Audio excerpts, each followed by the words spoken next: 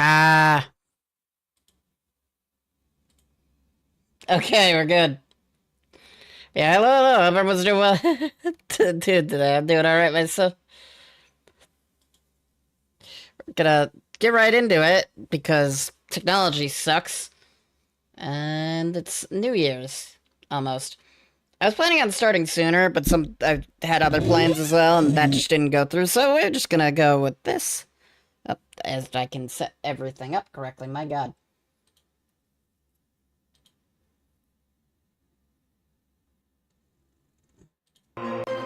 There we go.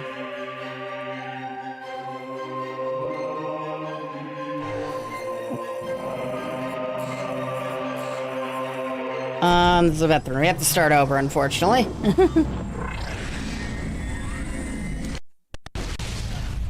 Ignore that. I'm just, like, trying to change up how my controller is connected. Yeah, we have to start over, unfortunately, as I don't know where the save is for this. It's on a computer that is that is caught fire. Not really, but it's, not working very well. So, we're not worrying about that. We're just starting over. I say. Alright, see you in a minute. Last known coordinates now.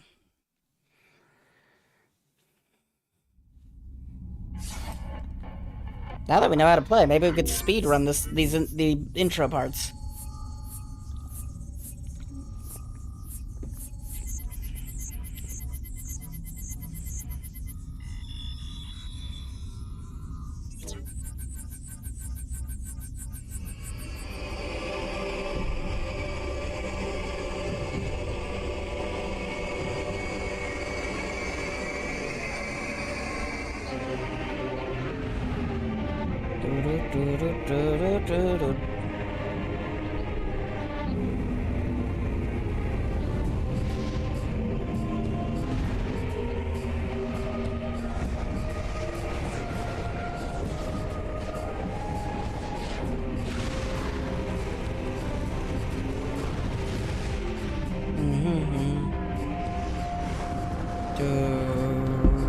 Gotta love dangerous planets with dangerous weather.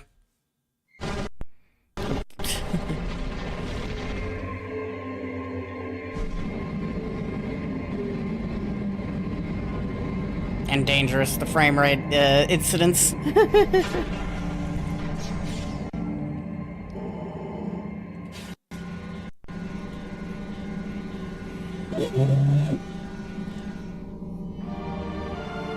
Dun, dun, dun.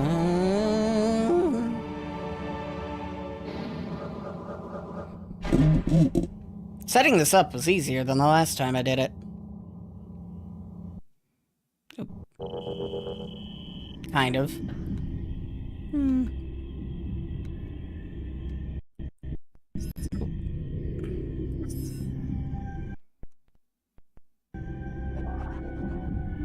Alright, what have I done to cause... Let's see if I can fix that.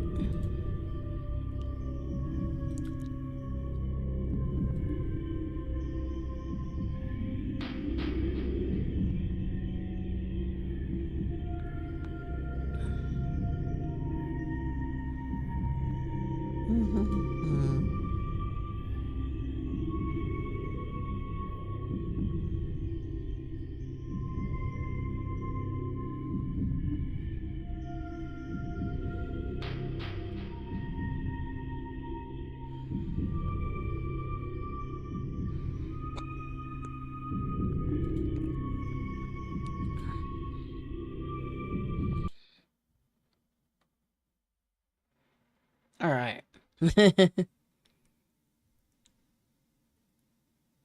There we go, that should help a little. When it loads again.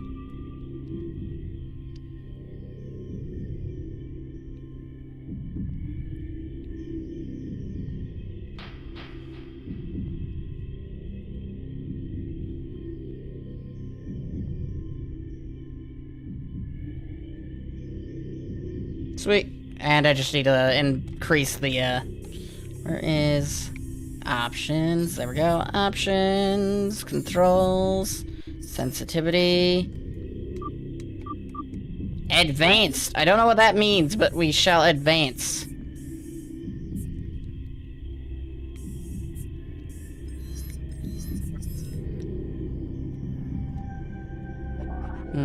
It's still a little too slow. Let's see if we can fix that elsewhere.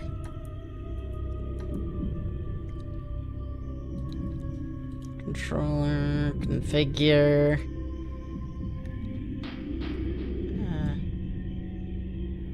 That don't help. Sensitivity. That's not right.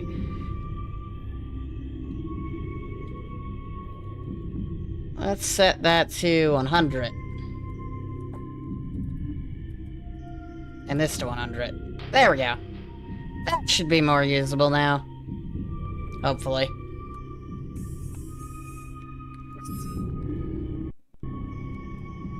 That's better.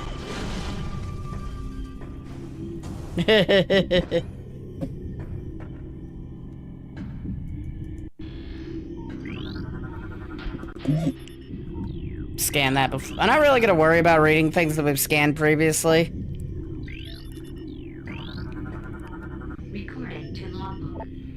Hunter class, damaged, yada yada. What is 2, anyways?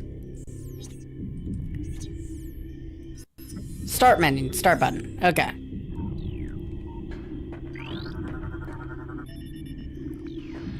Sweet.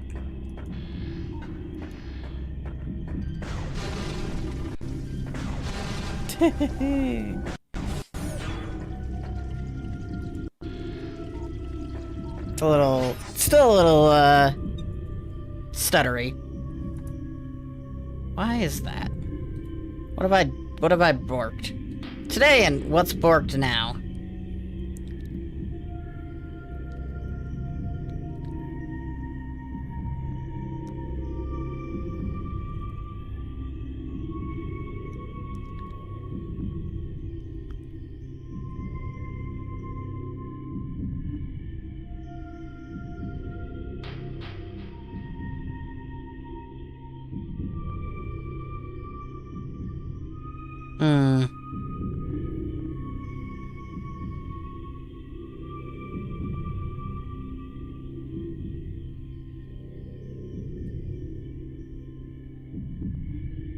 I love having to figure stuff out on the fly.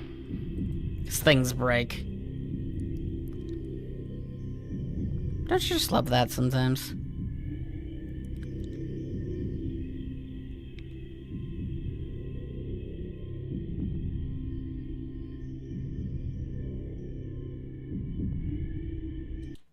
That might help.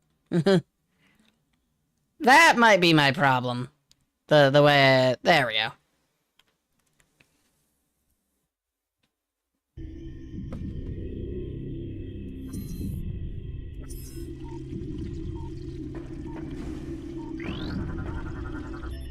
Alright. Plant form, low light environment. Present plant contain... Oh, it's a container. Oh, no, it's the plants. Yes. Okay.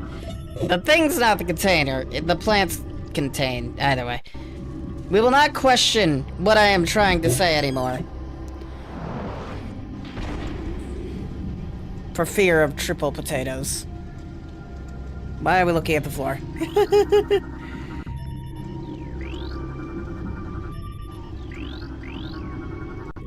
Yep, object scan complete. Ventilation system. What's going on over here? Composed of nutrient-grade biomatter. Source of nourishment for local bioforms. Terminated bioform. The pesticide killed it. The door itself. There we go.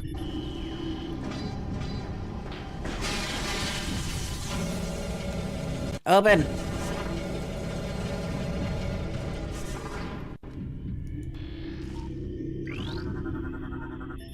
These things get big.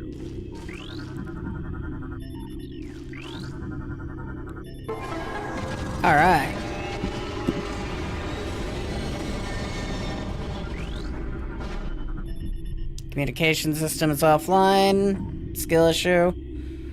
That's just concept art they put onto a wall. All gates remained intact. Several gates breaches in those locations. Pesticide providing effective, decreasing in number, though still at critical.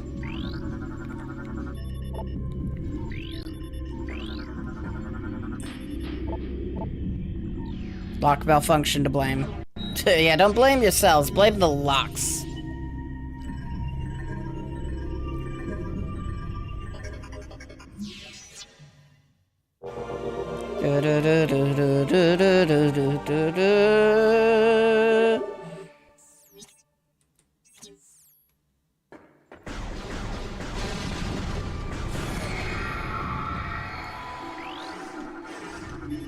Alright.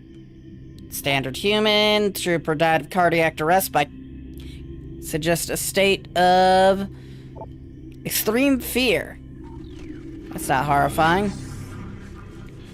What about you? Standard human. Galactic Federation assault trooper was killed in the likelihood by friendly fire. Whether it was accident or not remains to be seen. These things?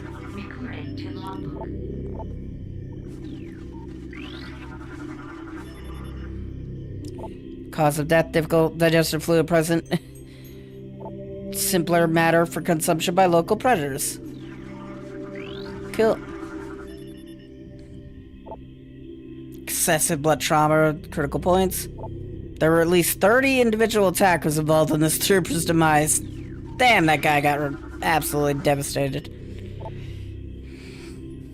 Unknown toxic, target's body, numerous micro-punctures of the armor, and trace element toxins around those areas.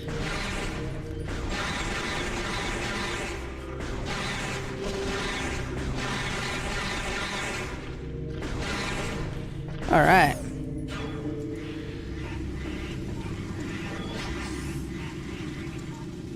We haven't scanned these doors yet. Let's do that real quick. Alright. The lore entry, Marine Corps personal log for GSGTC Bents. There's something wrong with the lock system in this section. They're failed twice, locking us out until someone came along to let us in. If it happens again while we're playing bait for those things, well, at least we'll go down fighting instead of hiding in the control area. Fair enough, dude. Alright. Restore power. I can do that.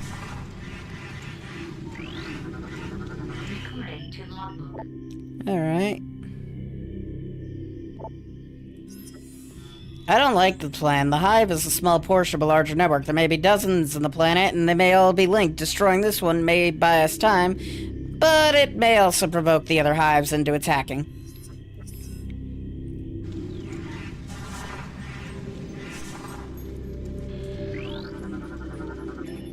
Alright. Computer heavily damaged, unable to recover the log. RIP. We'll never know their thoughts. 200 from trooper high energy weapons detected.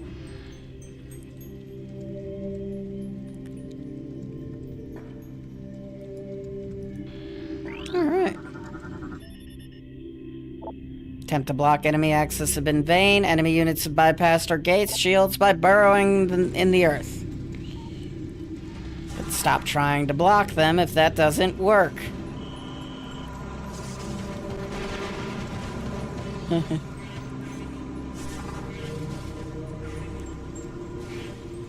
What in the hell? Like, we always check the corpses, but we never check what's pulling the corpses up. You know? One of the ship's reservoir power cells here. It's holding so far. Too much activity could knock it offline. I hope it doesn't come to that.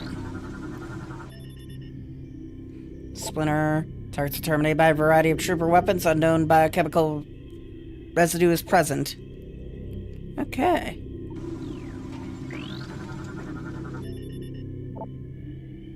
Blunt trauma. Evidence suggests these bioforms are eliminated in close combat, but I don't...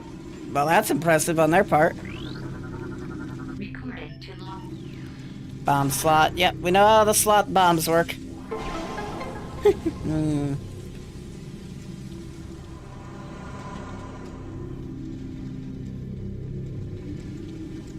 Dun dun dun dun dun dun dun.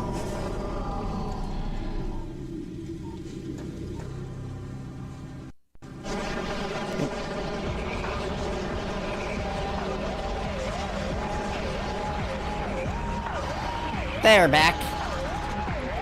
Darkline, off-world. Morphology, the deceased GF soldier, bios-terminated life sign of this trooper, and the presence of an unknown biomass. Alright, trooper's armor has been compromised, the bulk of its remain intact, weapon systems remain as line. Full power is yet to be obtained, resulting in low agility. Cool. Not cool for us, though.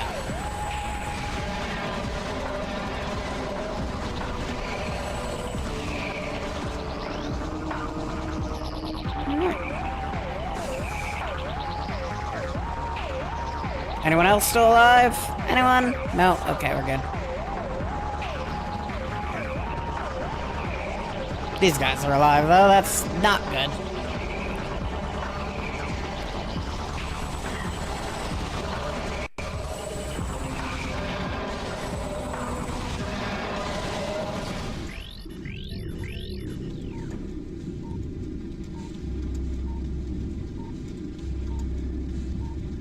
There we go. Why is this so hard to target? Small energy unit.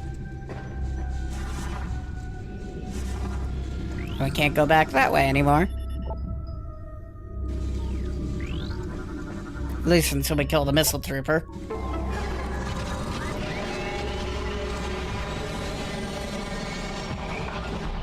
Oh, goody.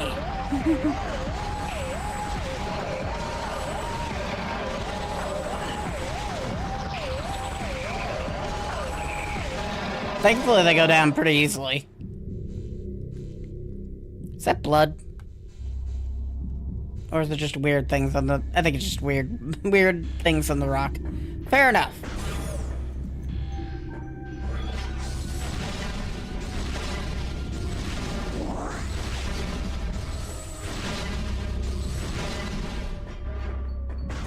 Why does this game feel so... Okay. It's like, why does everything feel so bright? Might just be a monitor thing.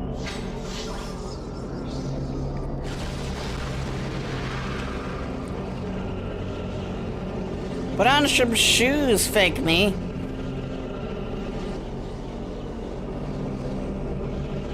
Alright. Just casually go into a portal. Unknown dimensional anomaly. Target destination is unknown. Cardiac arrest due to electrocution. Damn. That thing got wrecked.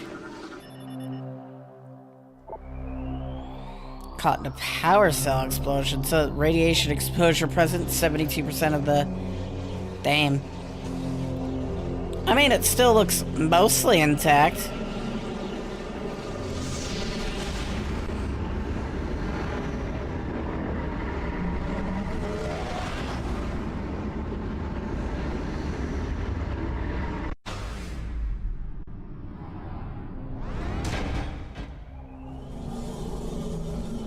Nice. We love a good action roll in here.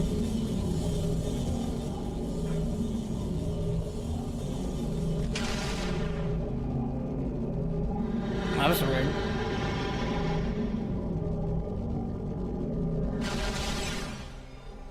That was double rude. And really bad.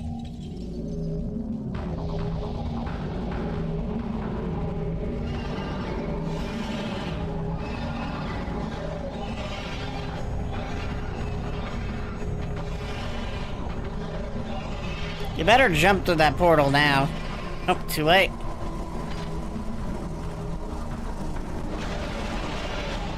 Rip.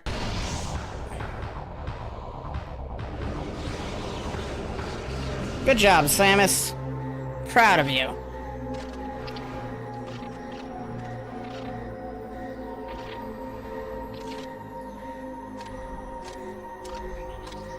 How does this keep happening to you? Like, seriously. Why do you lose everything almost every single game?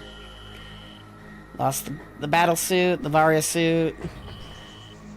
No more double jump. No more grapple beam. We didn't even get to use the grapple beam this time. Morph ball. Boost. Power bombs. We can't boost. But we still have the morph ball. Can't blow things up. Sweet.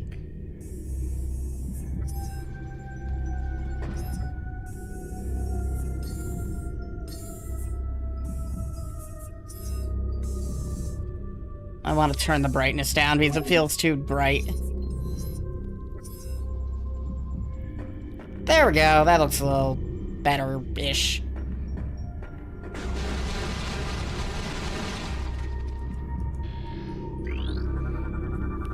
Yeah, object analysis. We need bombs.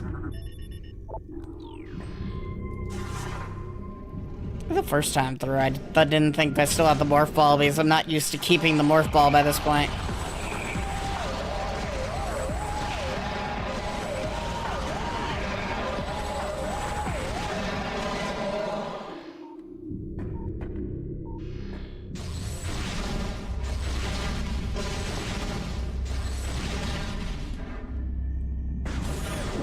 Save station, station of the save.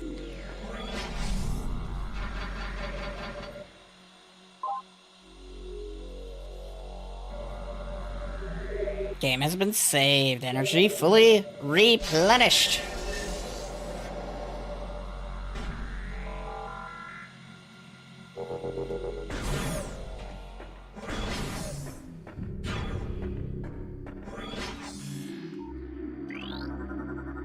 Scanning. And the question is it supposed to look like this, or did I break something? So it feels like I broke something.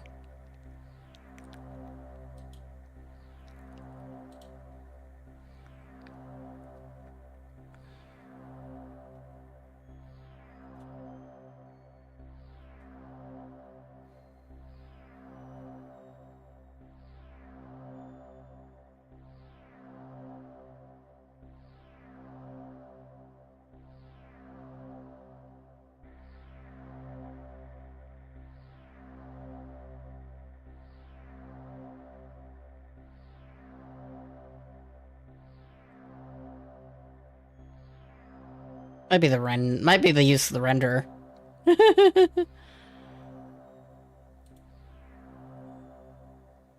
Hold on 1 second.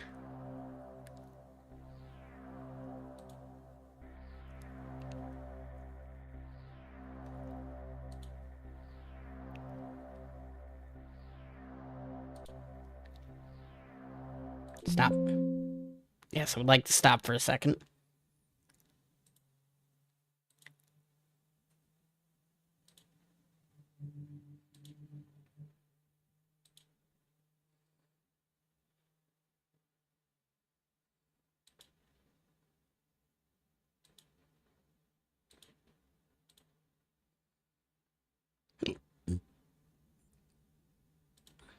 Do, do, do, do, do, do.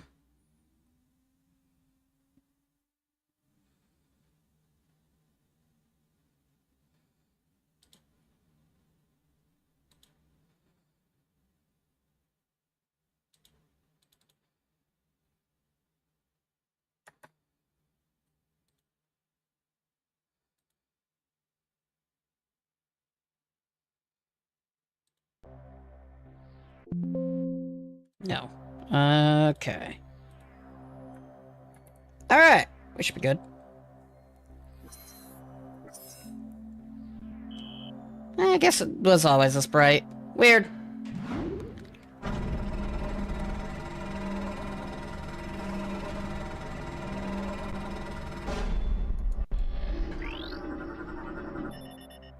Yeah, I know. Unable to interface with the door. Yada, yada, yada. Ah! How you doing, pre-order?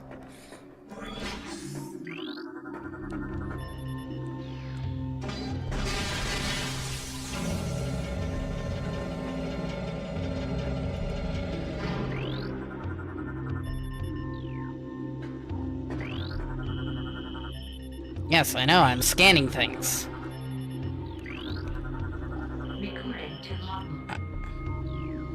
I'm up to watch the clock hit 12 a.m. and then watch it switch to 2026. Nice.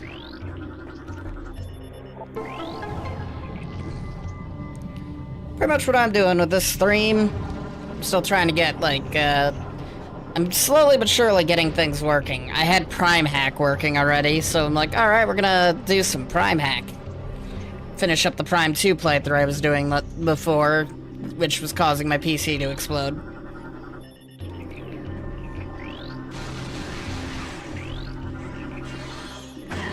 Ow. Recording to logbook.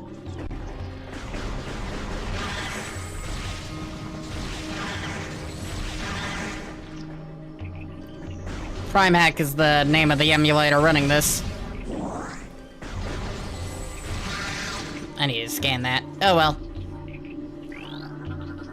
Recording to logbook. I had it set up previously for the other computer, but it exploded, but the other computer died on me. So, new PC, new old game.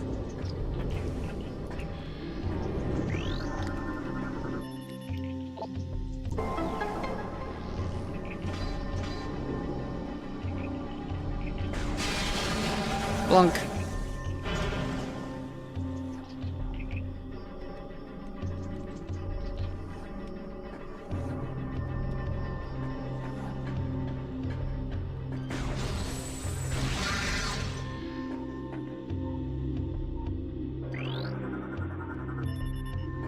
Switch system has malfunction. Skill issue.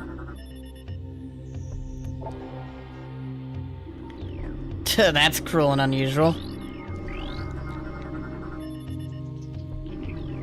I bet I Metroid with Dolphin. Technically, it's a fork of Dolphin. It just makes it so everything is easier to control.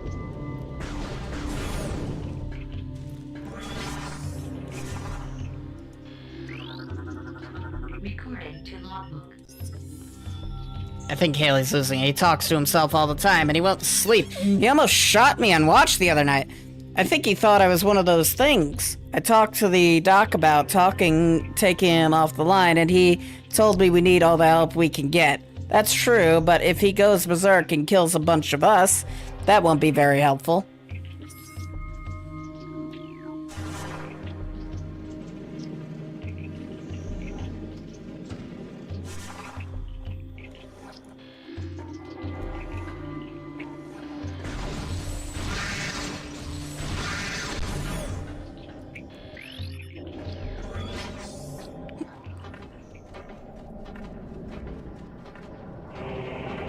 Temple grounds.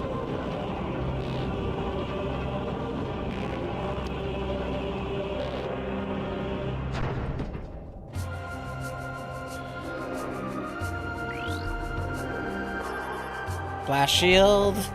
Blast shield's invulnerable to most weapons. A missile should take it out. As it should. Something is trying to attack me. Something was trying to attack me. It's dead now. Alright. Splinter cocoon.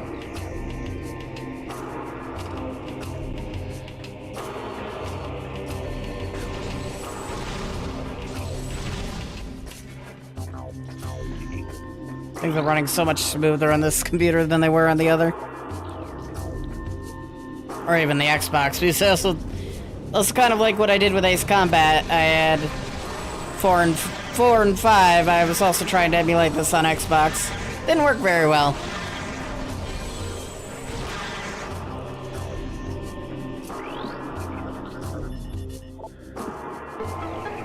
Got all those fireworks. Gonna be hearing those all night.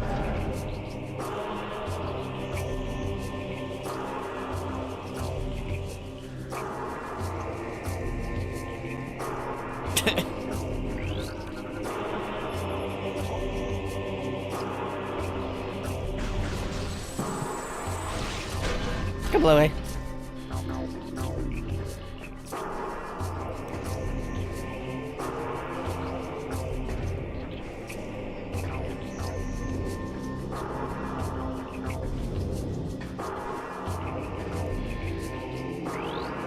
one downside is we have to start over because my old saves are on that computer that burned out, that exploded.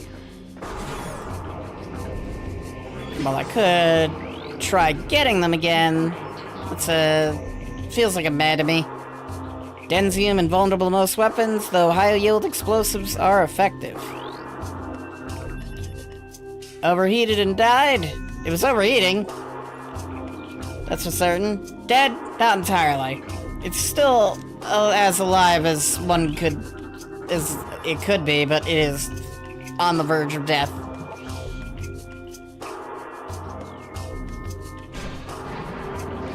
And then that locks us out of there until we can get, like, super missiles or something. Power bombs, probably.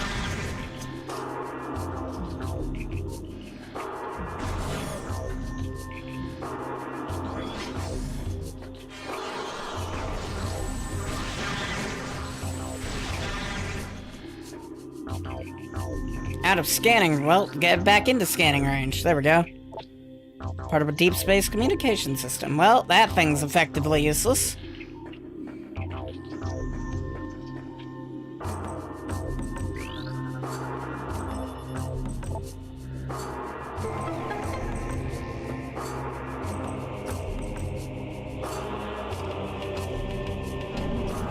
Made it so I had to rush to buy a new computer, essentially, and that's what we're gaming on now. It's been fun. I'm not very happy with the new PC, but I am also now $3,000 in debt. Don't worry about that. Ruda. Making our stand here, the engineer tells me there's no way we'll get the ship's engines online and atmospheric interface scrambling our distress beacon. Read this, know that we did our duty and fought well. I don't know what your duty was other than just dying on this planet. Yeet. We did the entirety of Ace Combat 7 on this computer, and that was fun.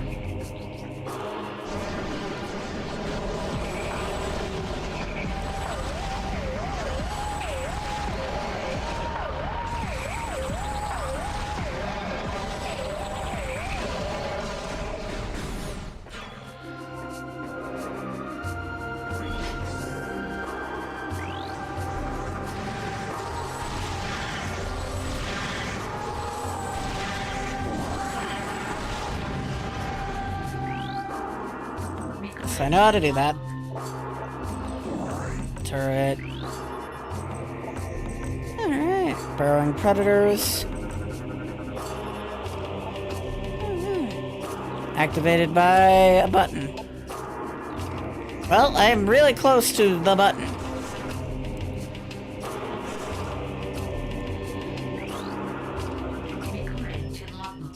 Alright, Force 2. We found 83% of Force 2. This is ridiculous. How can...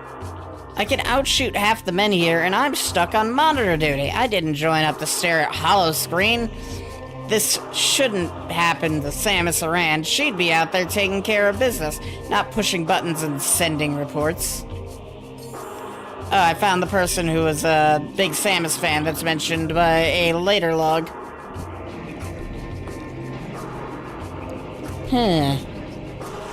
Well, it's trying.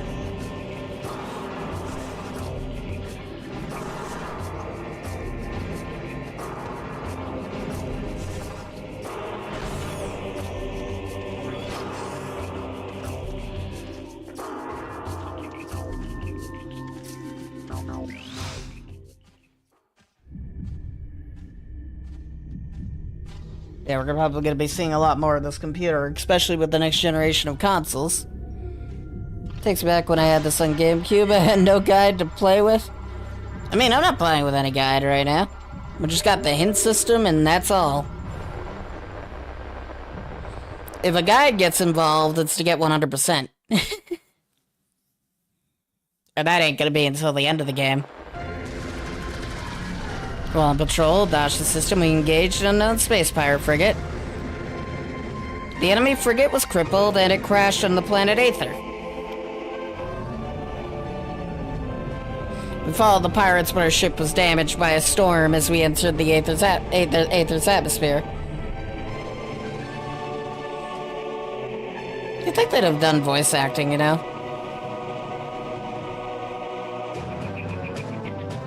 Heavy magnetic activity during the storm disabled our...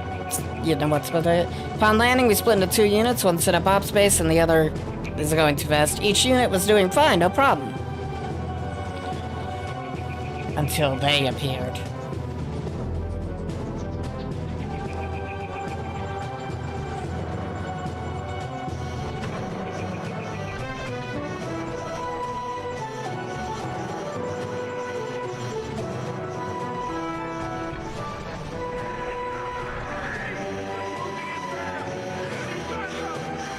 You have voice acting here, but not for the cutscene.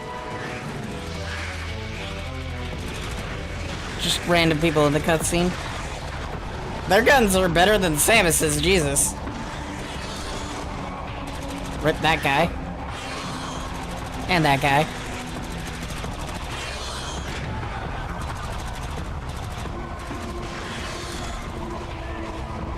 And then that guy.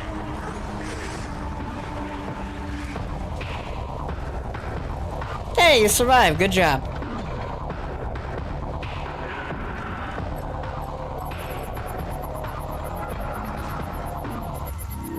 And then you died. Good job.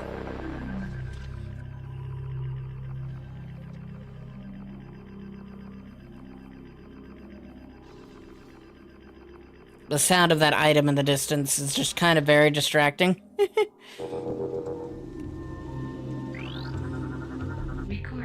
Ah, you're the captain. No wonder you survived so long. I'm beginning to think it was a real bad idea going down there. Reeves is right. That hive is just one of many. It's stupid to stir up a hornet's nest if you plan on sleeping under it.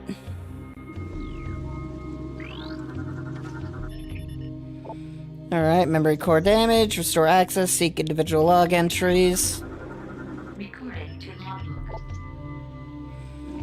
Alright, we found 66% of all vehicles.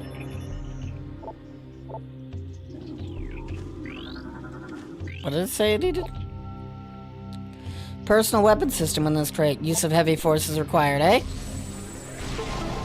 Heavy force. We got the missile launcher.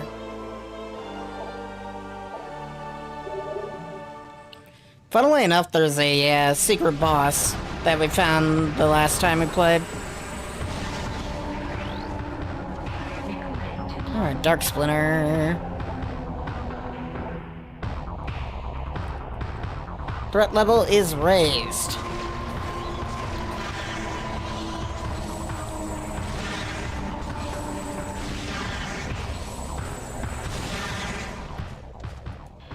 Not by much, though. Recording to logbook. Oh, that's Force 1.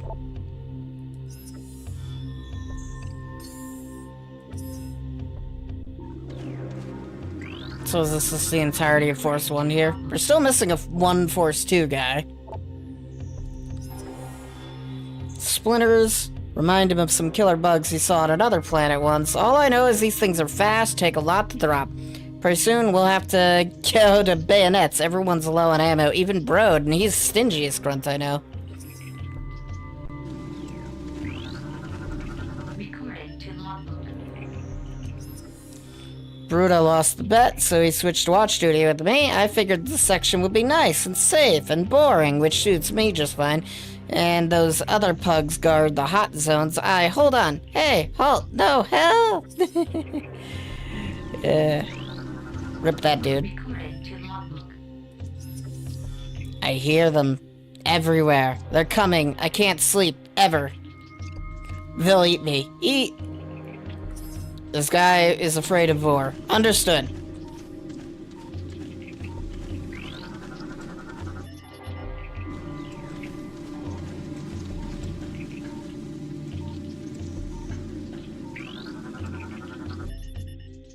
Bruta, Venori, Canary, Milligan, Dennis, Mikhail, Squad Leader, Grippy, Dominigs, Haley, Agzath, Brode, Wills, There's two different, like, roads here. Huxley. Wunder.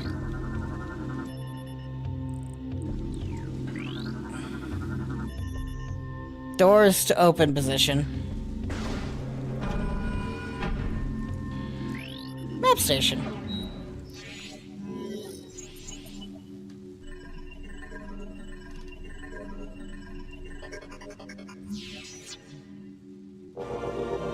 Downloaded a map for the area. Woo!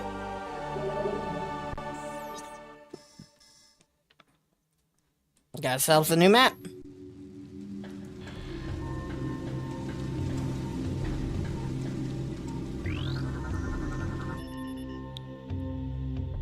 Okay, Starling. Captain Exter. That was the guy outside.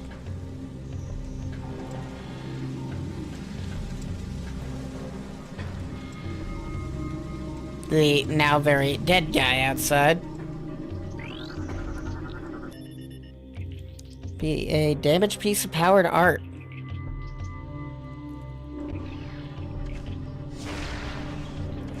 Well, now it's more damage than it was before. Kinetic orb launcher.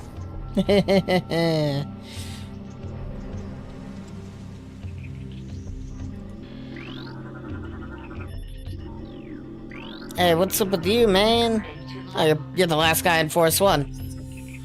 Last night at Shao, Angzat started talking about some bounty hunter and how she blew up a planet full of space pirates. I told her I didn't believe in fairy tales like that, and she just took it personal. I just find it hard to believe that one person took out an entire space pirate base. That's all. But if she wants to believe in shit Samus or Bigfoot or Santa Claus, she can. It sounded so passive-aggressive. It probably was.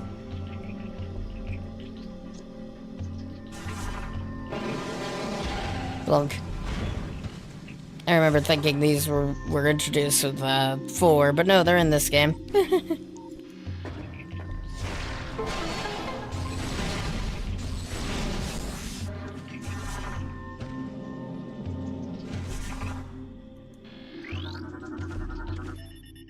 Blast shield, indicate, power bomb. Gotta love these oddly specific doors. It's like, you can't open it with super missiles or anything else, it has to be the power bomb. Can't open this with the power bomb, it has to be super missiles. Even though the power bomb is more powerful than the super missiles. And I found the last person of Force 2. Sweet! We found everyone. I'm the only one left. Managed to get out of the hive, but when I got to the ship, everyone was gone. Dead. I'm heading for that alien building we saw earlier. Maybe someone could help me. There. Wait, something's moving down there. Hello? And his last word was hello.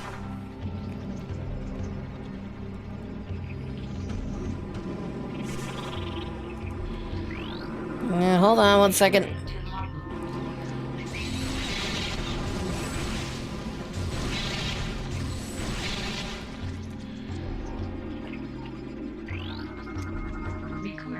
Kinetic orb cannon.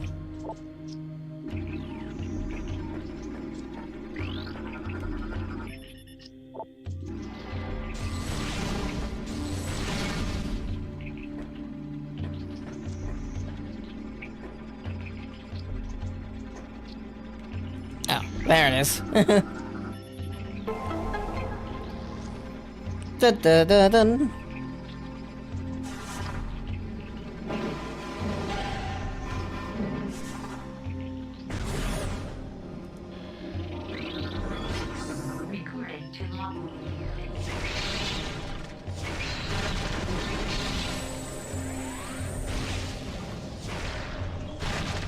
Alright, that solves 2 of our problems.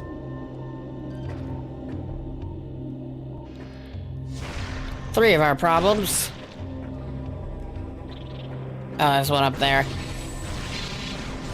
If I remember correctly, it's up there just to make sure we keep getting ammo, because there's a puzzle around here somewhere.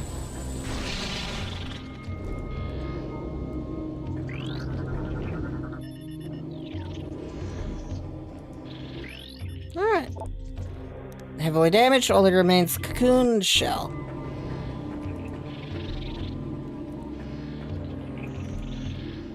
Yep, we need to blow that up.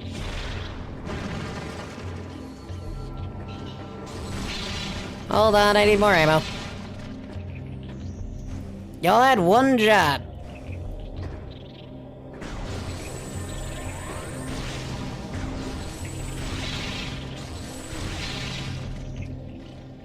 It's gonna take a while.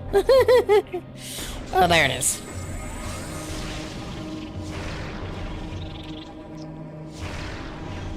Huh?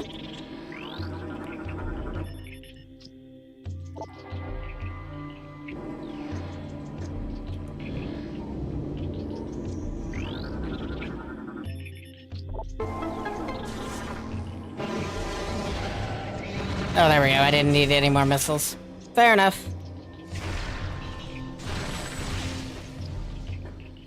Cowards. Get back here, you cowards. I'm not done with y'all yet.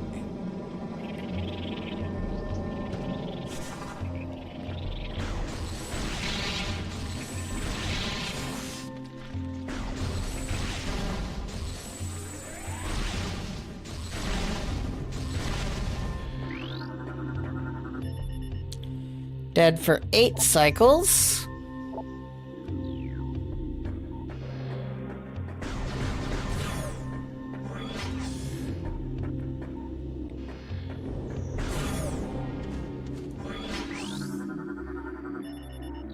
Alright. Elevator reacquired. Reacquired? Acquired. How do you acquire an elevator?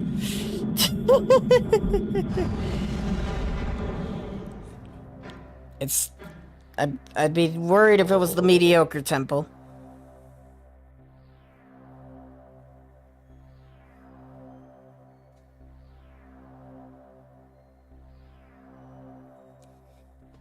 I wish you'd use those. Just teleport it out of the structure into your home. Easy.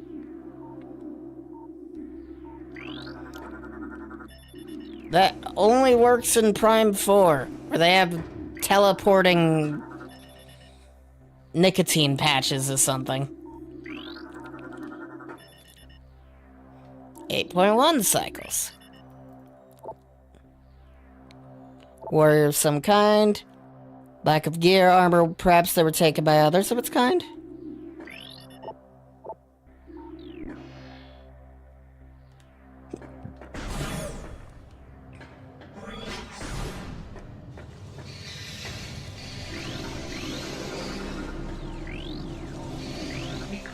Got him.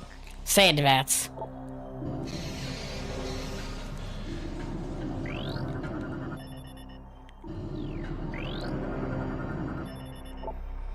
Power cables? Aha!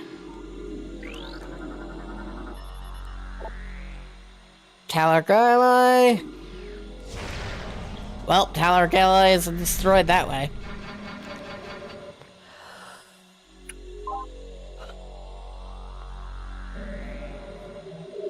Game's been saved, energy replenished.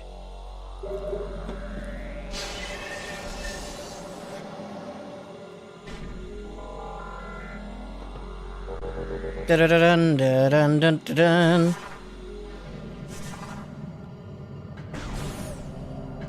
I was like, I hear an item. It's like, yeah, that's the thing behind the Talaric alloy.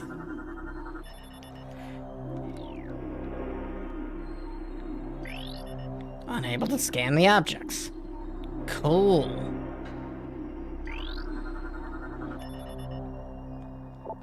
Cybernetic stasis chambers. It'd be quite difficult to breach them with conventional weapons.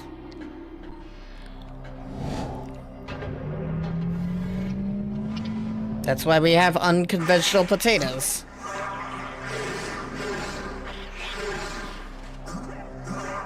They didn't break open. That did, though. Great.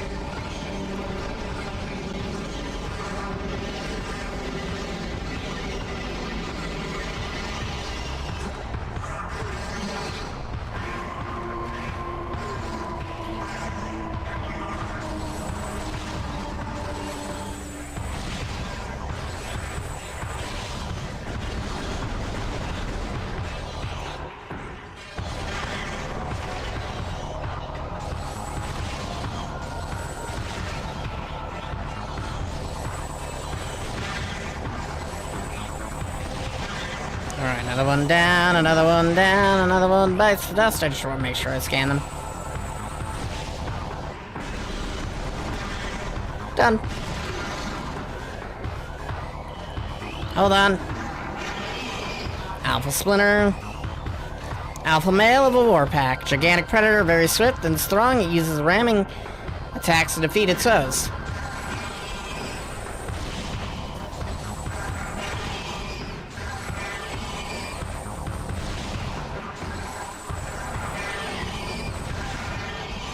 Yeah, dodge its attacks. That works great.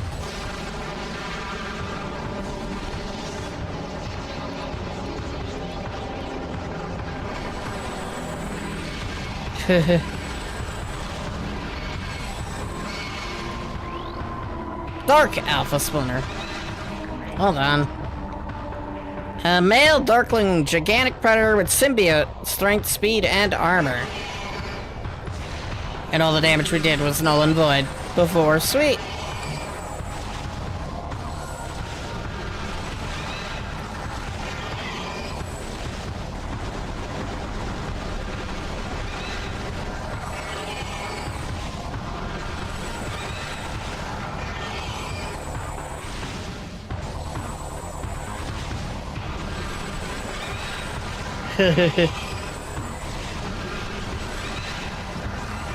Goodbye. Dark Alpha Splinter defeated.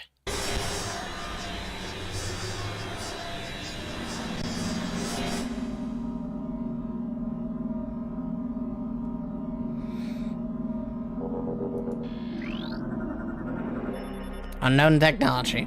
All right.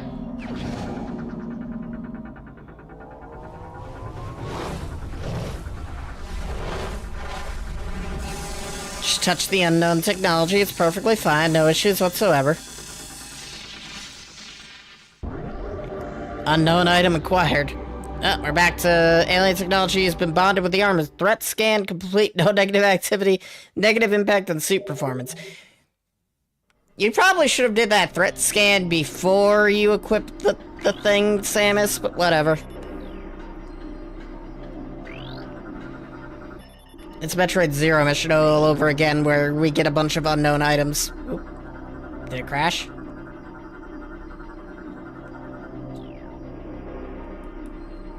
I still hear audio. That was weird. I give that was weird out of 10.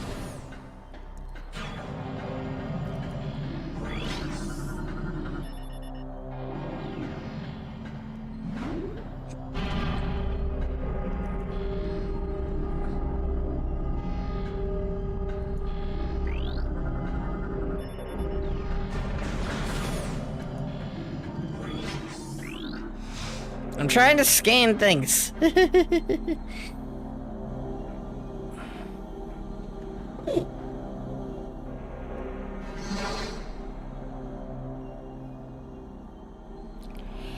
It's a boss. Alright. Do not be afraid, I'm Umos, the Sentinel of Luminoth. Please listen and hear of our world's peril. Okay.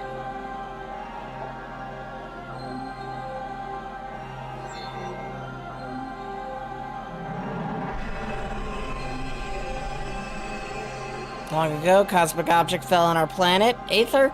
Exploding with great force, a rift was torn in time and space, and a strange power flowed over the world.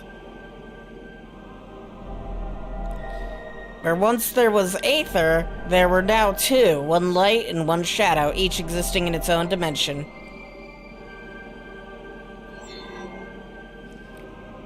It was the end of peace on Aether, for a new race was born that day in the Dark World, one filled with hate and terrible power. They are the Ing.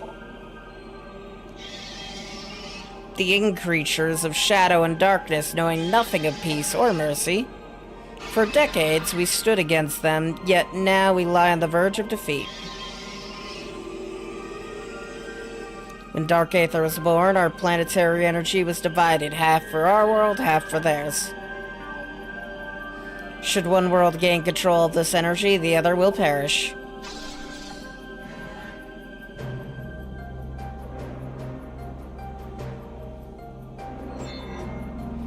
before you arrived, the Ying had stolen a device from us, one that collects planetary energy. With it, they have weakened our planet to the verge of collapse.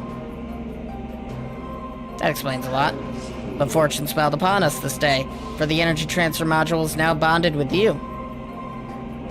With it, you can help us restore our world. You're our only hope, Samus. I didn't say my name. Should we follow the Ying, we'll look to the stars for new planets to ravage and conquer. Your species could be their next victims. The Ying have taken our energy to 3 temples on Dark Aether. Find these temples and transfer the energy from them to our own. I have updated your map systems with the locations of another temple. There is knowledge there that can help you on your way. Updated your translator module. You can now access doors with violet holograms. Prepare well for your journey. The Ying know you possess the energy transfer module. They will try to recover it at all costs. Return to me once you've restored the energy to the temple, and I will aid you as I can. Okay, bye. May the light of Aether shine upon you.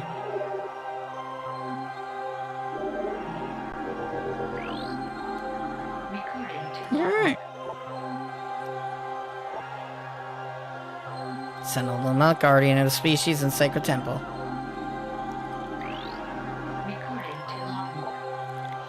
Alright.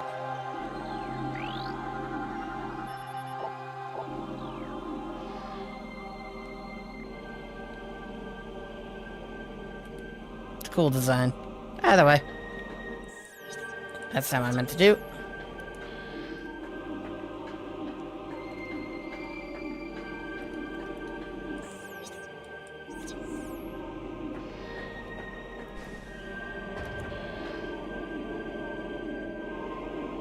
He's making moths! It's kinda cool. It's told that the Luminoth were not born of Aether, but the stars. In the early days, we roamed the greatness of the void, bathing in the glorious light of 1,000 stars. We met vast numbers of enlightened minds.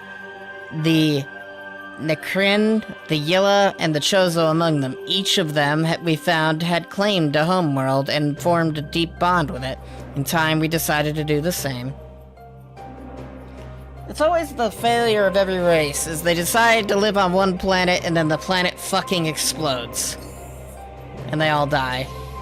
When they reasonably should have been in the stars, you know?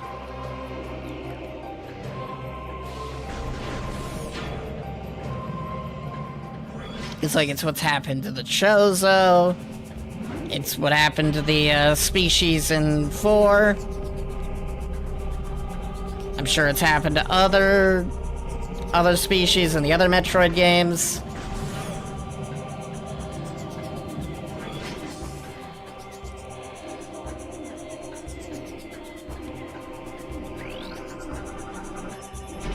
Path to Aegon. Beyond the pathway to Aegon, the sector lies. I can go any other direction.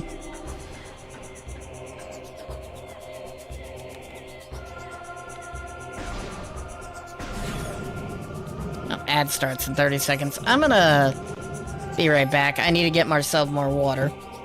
And we can take a little stretch while the ads play.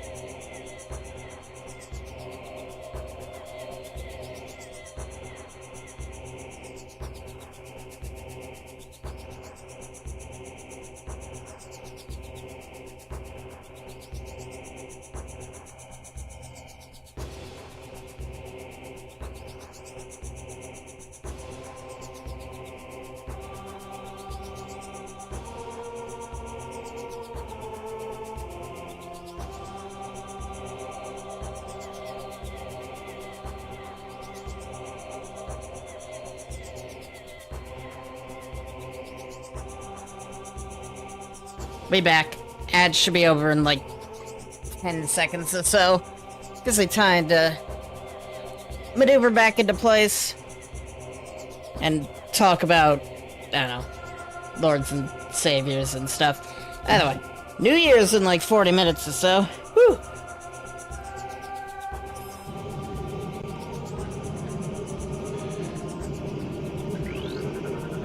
Recording to logbook.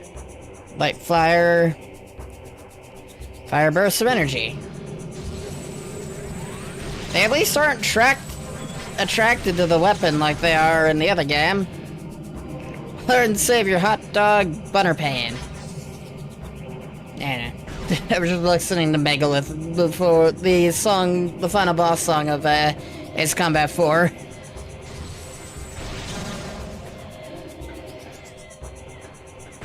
Which is just church music, but Ace Combatized. Quite literally.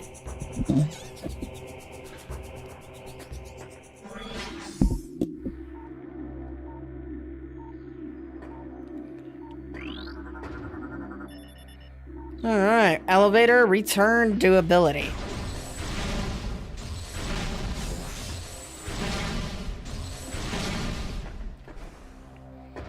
It makes me wonder what, like, the final boss songs for Air Combat, Ace Combat 2, and Electrosphere will be. Because I am getting Electrosphere set up. Oh, I am getting Electrosphere set up.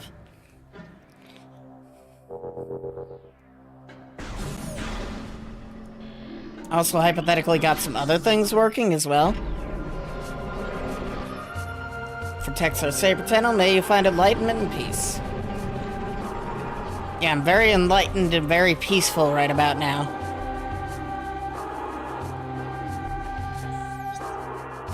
Isn't there another one of those doors around here somewhere?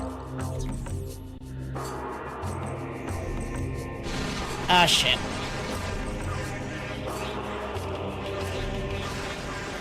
Ah, double shit.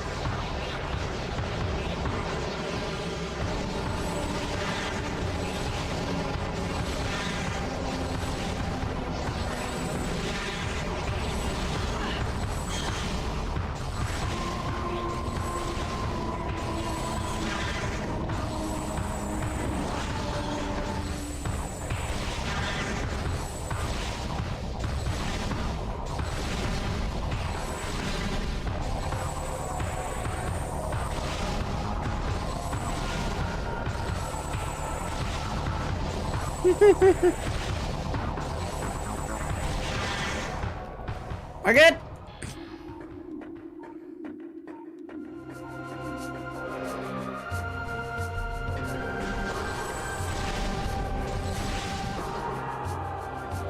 I was about to say, the game being stingy with the ammo, but we got rockets at some point.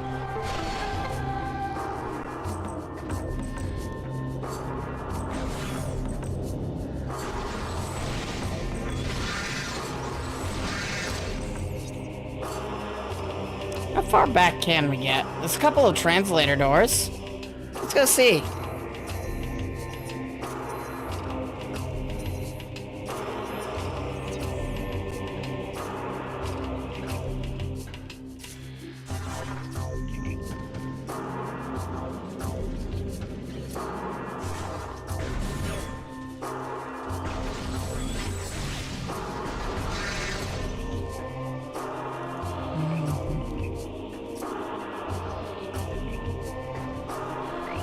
That's a violet door.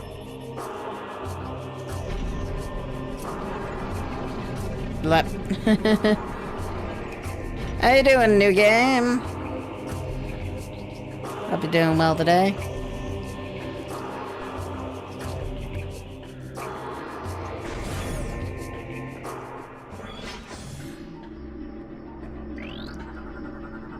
Still 2025 over here? Yep, it is for me as well for the next 30-ish minutes.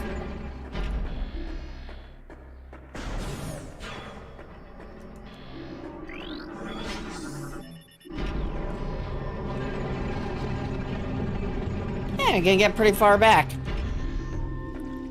I think this is practically back to the ship.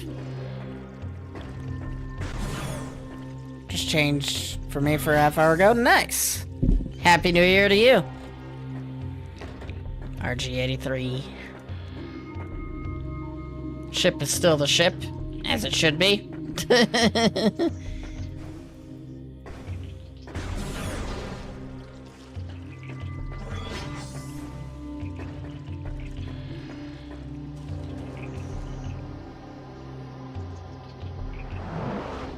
So it'll send me on the long path back, but we're gonna get a hidden boss fight. The moths flying around follow the morph ball. I've noticed that. It is a very cool little thing that happens. They follow light sources. Which version of... We're doing the Wii version, as it specifies in the title. I think I've left it in the title. Sometimes I remove things from the title without realizing. But yeah, it's the Wii version, but slightly modified. Because I don't have a Wii.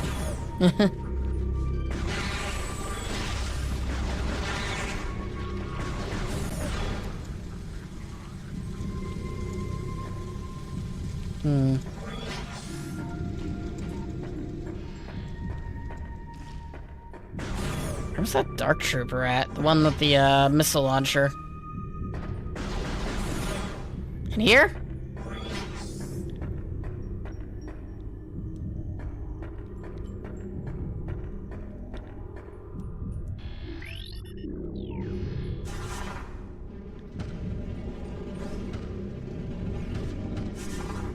What point does this dude spawn?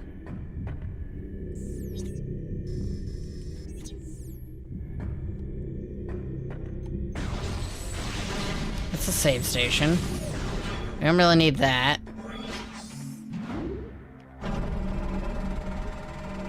I'm guessing I have to progress the game a bit more before I could get the hidden boss. Oh well.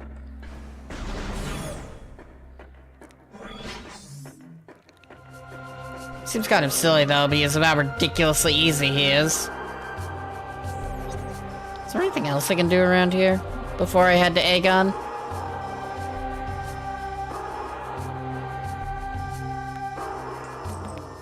Probably not.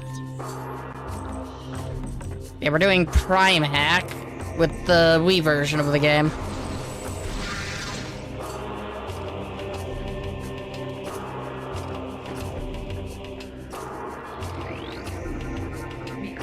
The dark missile trip being surrounded by webs and needing to make a jump downward. Yeah, it was the, it's back at the start of the game. I had did it previously on the playthrough I had on my old PC. That's why I was coming back over there. Cause I'm like, I remember that it was there because we got further in that other playthrough. Unfortunately, I don't have access to that save anymore, so we had to start over. So I know everything up until we complete Agon Waste, essentially. After that, I am going to be completely lost again. Missile expansions. It's so bad that I could have gotten a gift from my workplace. Why is it could have instead of did? Which I don't know. If I checked my email. Oh, you had to check your email for that. Reminds me of when I worked at Walmart, where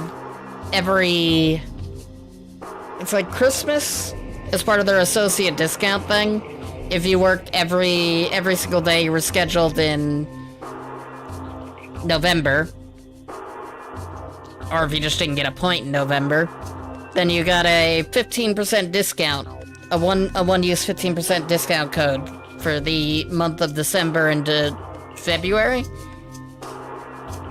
Playing this prep for Prime 4 or after it? It's after. I played Prime Remastered and Prime 4 already. And it's like, Prime Remastered was kind of a tech demo for what I wanted from that game. And then Prime 4 was what I wanted from Prime 1, but to an extreme that I just kind of found So I'm playing the others to see if I can find the middle ground in a way. Also because I just enjoyed both those games, and I want to play more. Search for a home took us through the cosmos for many great cycle. Rome did a place called our own eluded us. In time, we began to despair, feeling the search was in vain. We considered remaining among the stars until a scout returned with news of a world unlike any other. Either the first time, so great was her beauty that we forsook the stars forever to live upon her surface. From that day forth, the Luminoth were of Aether, our blessed paradise. Yeah, I just wanted to play more of the Prime games after doing Prime Remastered and Prime 4.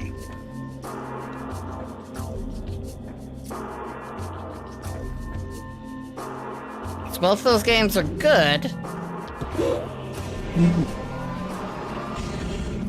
But neither of them were to their full potential, I would say.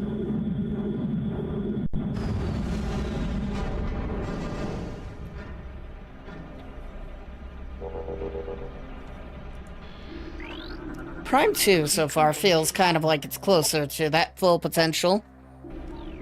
Because there hasn't been a point where I've gotten lost yet.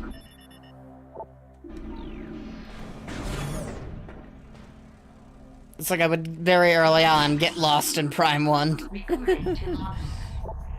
We might, flying insectoid, harmless in shadows, powerful and invisible in the light.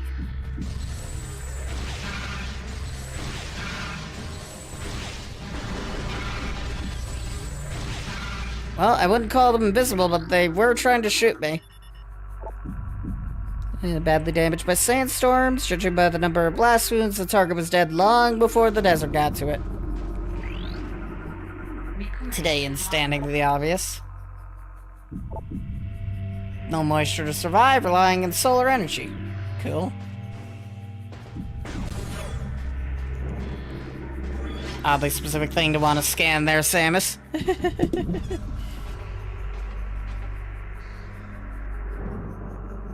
Agon Wastes.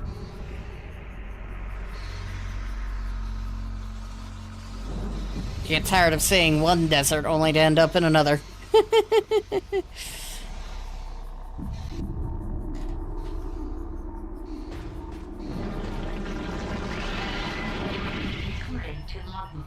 The Sand Digger. A new creature has been downloaded to your logbook. Desert-based tunneling bioform. Well armored, target the eyes. Coward.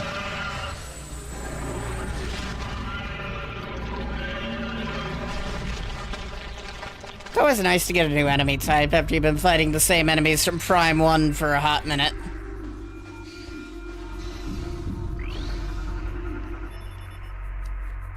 Analysis complete. Struck brimstone. Object at critical.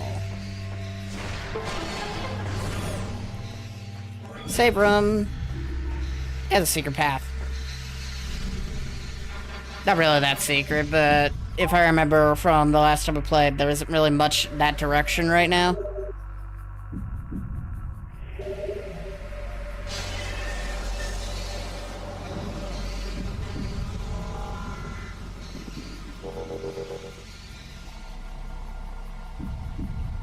Fireworks or thunderstorm? Hard to tell. Probably fireworks.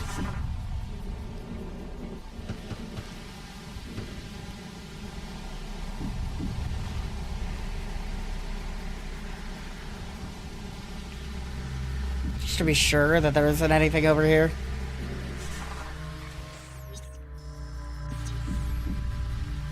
Diversity versus cohesion. Prime 1 and 4 have diverse environments, while Prime 2's environments are less diverse and more visually linked. Fair enough. It's like I don't really mind if the environments are diverse or not, as long as they're fun to explore. And Prime 2's to the point that I played up to has been fun to explore, and I think the whole Dark World thing is unique and interesting too.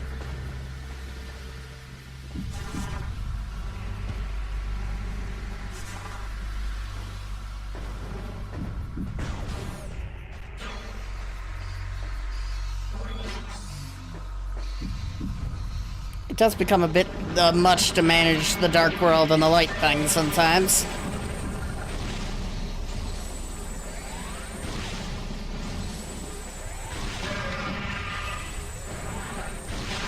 There we go. But I think the game does a good job of showing you where you can and can't go in both.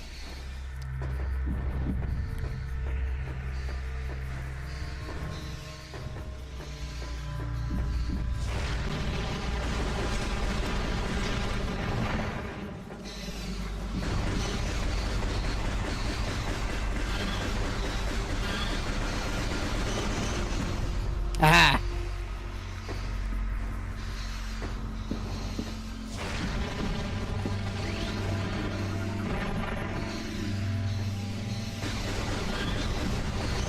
Stupid flying sand bats really love flying around the thing that I'm trying to walk on.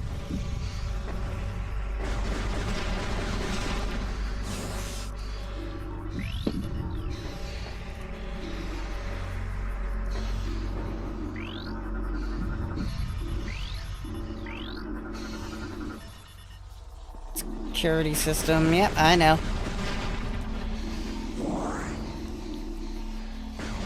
Yeah, we'll get it on the way back.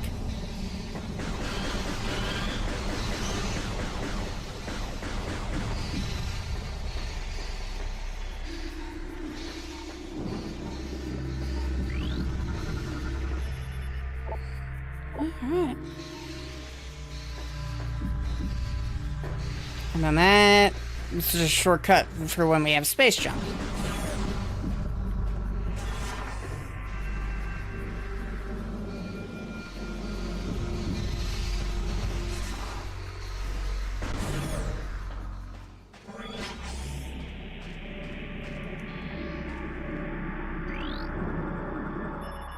Alright, pirate crate. Space pirates strangely dislike theft. The only way to break is through use of force. I like the little humor that Samus put into that.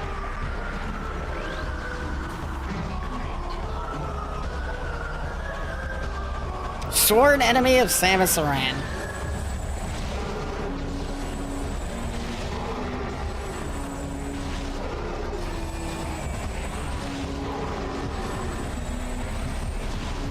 And the world's worst shot.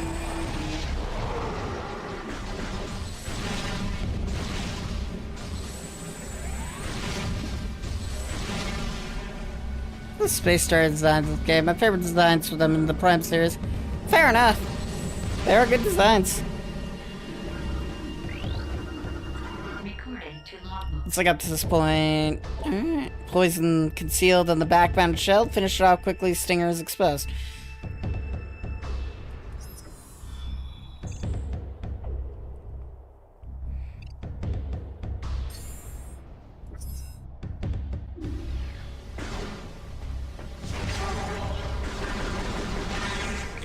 There you go. It's through door number 1.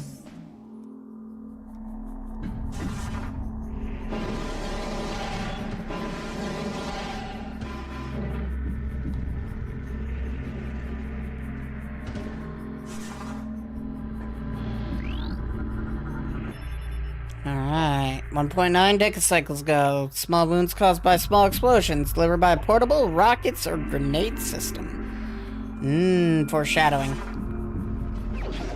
Missile expansions, also. Just very useful. Not really foreshadowing anything. Just good to have.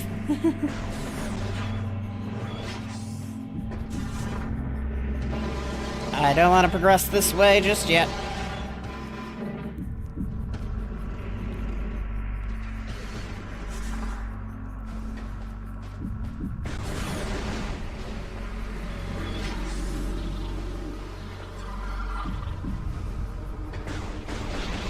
Good. My one reason for not wanting to progress. Enemies respawning.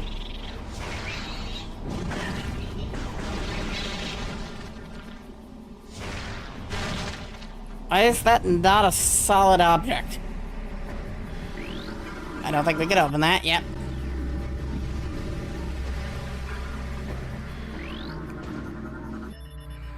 Alright. The child hero of Aegon. Once a lowly acolyte squire, he became a warrior when the temple was attacked. All warriors but Char were slain, leaving the boy as the sole defender of the temple. He served Aegon for nearly a centicycle before being lost in the Battle of Dark Aether.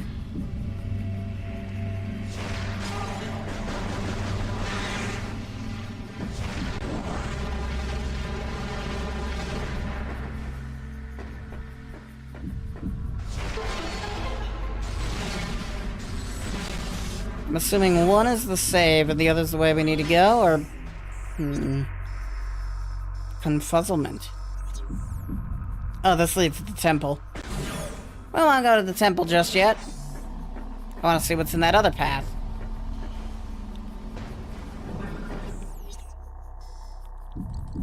One leads to the temple, the other leads to a portal. Both of those could be right, then.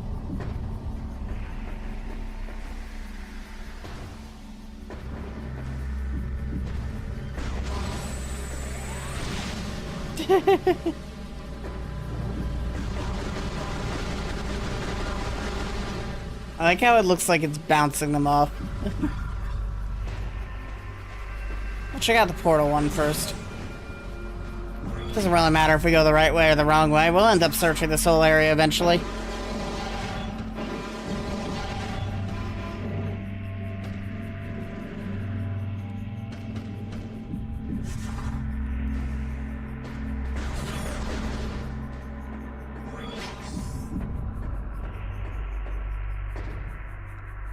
Portal run.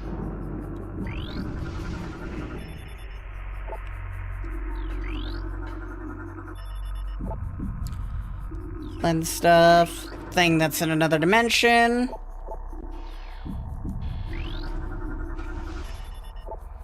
Door that can only be opened from Dark Aether. The usual stuff, you know?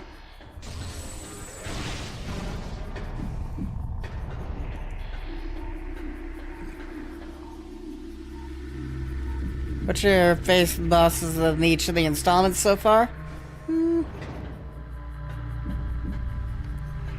I guess for Prime 1, it's probably Meta Ridley. Mostly just because he's the only one I really remember. It's either Meta Ridley or the Metroid Prime. Because both of those were the only two bosses that actually posed any real threat in that game. Everything else was kind of super easy.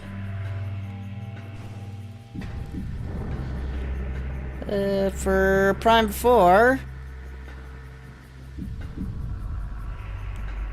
a few of the Silex fights. A lot of the early fights in the, I forget what the area is called. It's the motorcycle factory location.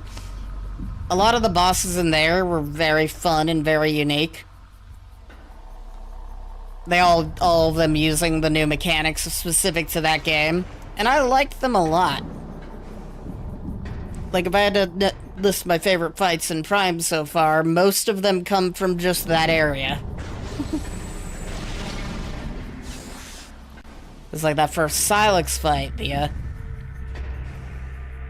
a hard time with the Omega Pirate? No, it wasn't really that difficult. I honestly forgot he even existed up until someone was talking about him in a video that I was recommended.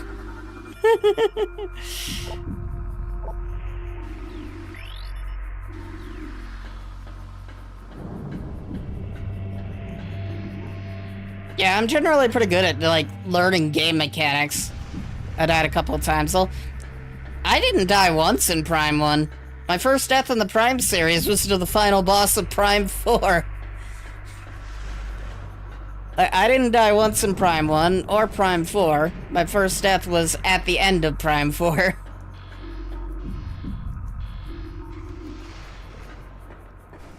People have difficulty on the Mega Pirate. Interesting. Definitely harder, though, yeah. He didn't really do too much damage to me, but he was still difficult, in a way. Yeah. It's like, I played on the hardest difficulty that was available at the time, because you gotta beat the game once before you unlock hard. Kind of like now I'm playing this on Veteran.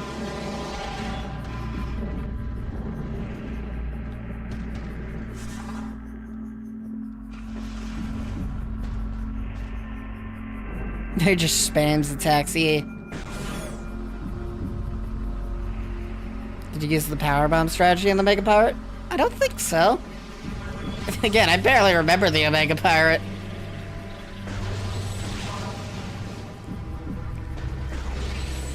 I think I was trying random things on him until I figured out what he was weakest to.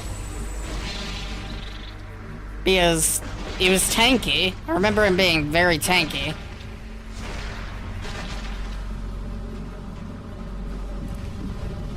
And I remember someone in the chat mentioning...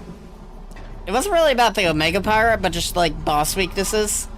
So I was trying, like, various things, and then I found something that started shredding his health a little better. Was it originally? Yeah, it was going to be the boss of Phase on Mines. It was going to be Kraid.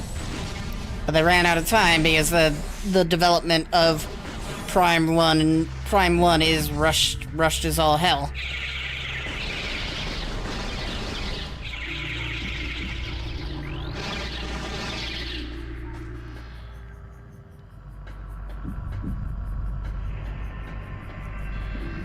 I'm curious what Prime 1 would have been if it had more time than it ended up getting. Yeah, I end up learning a lot of random information about games. Really like the Volt Forge fights, especially Zelios. Yeah, Zelios is cool. Like, all the Volt Forge fights never appeared in the 3D game because of that.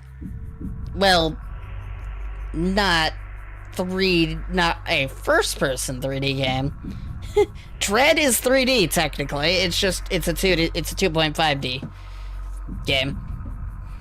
So Kraid is in 3D. You just don't fight him in first person.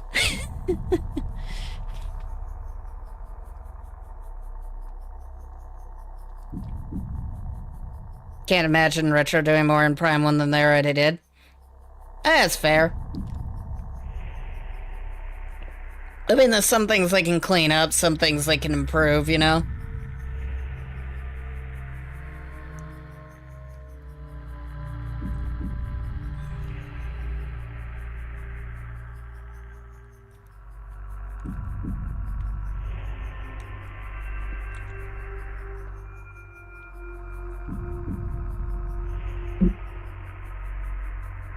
Nintendo Land had the 3D Kraid fight. Yeah, I know that as well. I don't know anything about Nintendo Land other than Kraid and Ridley were in it.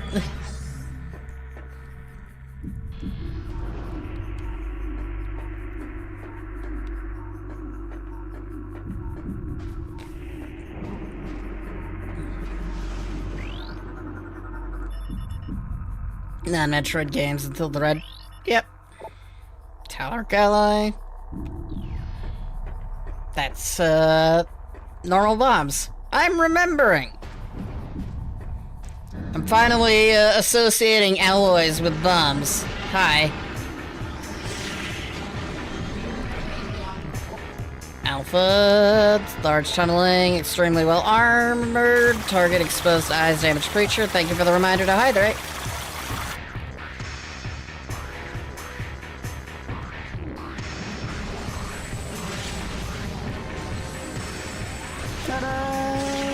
Ta-da! Indeed.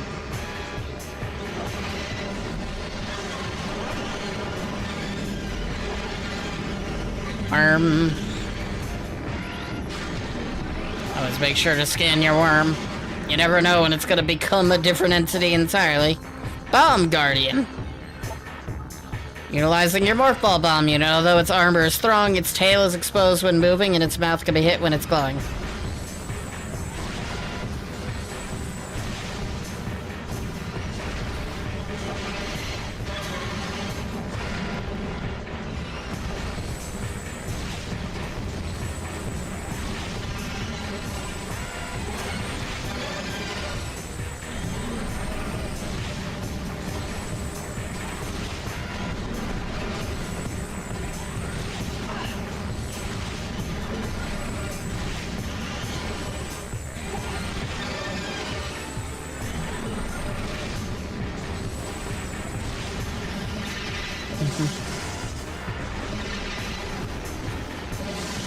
I can't throw my bombs. This is in Prime 4.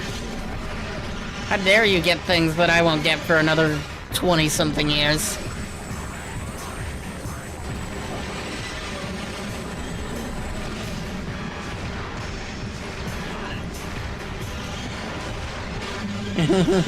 "21 years. Exactly. Throwing your bomb is such a funny thing. Crazy how long it took for Prime 4 to come out. I mean, not entirely. They tried to work with Bandai Namco to make it, and they didn't know what the hell they were doing, so that entire project ended up getting scrapped. And Retro had to make the game. And it doesn't help that Metroid Other M pretty much tanked the series. Still took like, yeah, a long time. It's probably why 7 years to make the game. How long was the Bandai Namco variant of like Prime 1 and the Prime 4 in development again? It's like a year or so?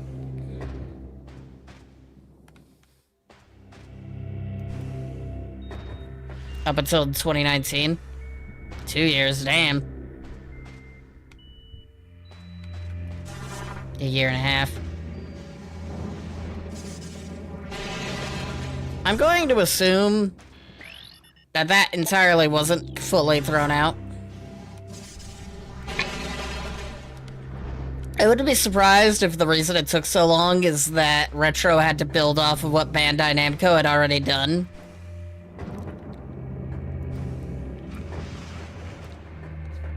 Because Nintendo had already poured way too much money into that. Did you hear that? Thank you for the follow, Majority Stay. Apparently that's actually... Yeah, I know my game development. That makes sense.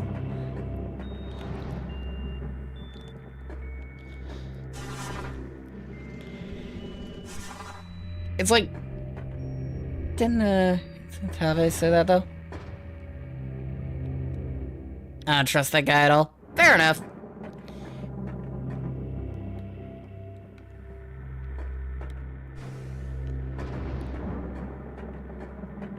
Personally, it would be silly of Nintendo not to start over. If what Bandai was making was a travesty, then starting over would be in your best bet. You know?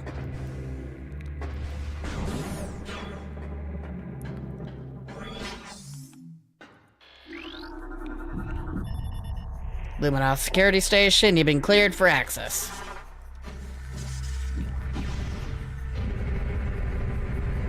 Like, no matter how much money you poured into, like, a project, if the project isn't going anywhere, it's not worth saving.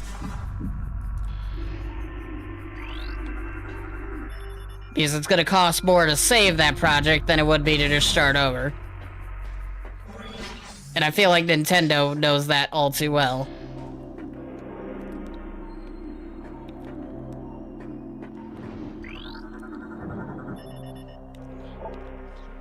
Has been designed to interface with it. Once it has, all the energy within the module will be channeled in the local system.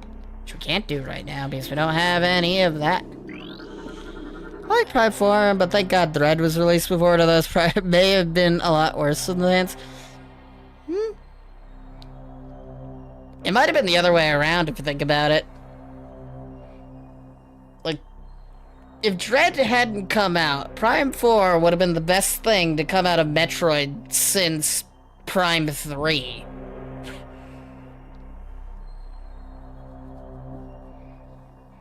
You wouldn't be comparing it against Dread, you'd be comparing it against Other M.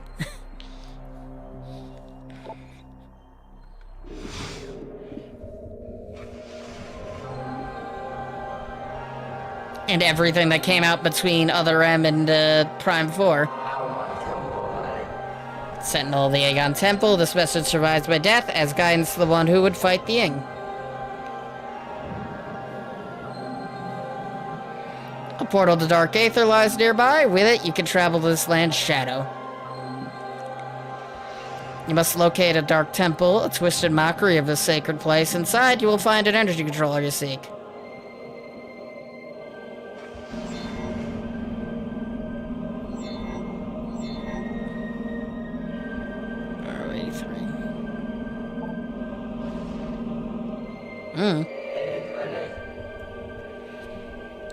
As I always say, a game is always worse when its when its comparison is something really good.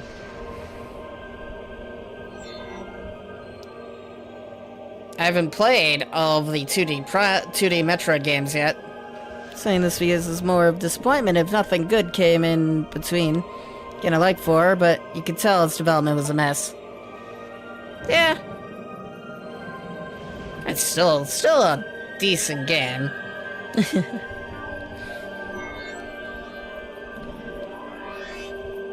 Alright, updated transfer module to Amber. Switch 2 really suffers from a lack of, like, truly fantastic games.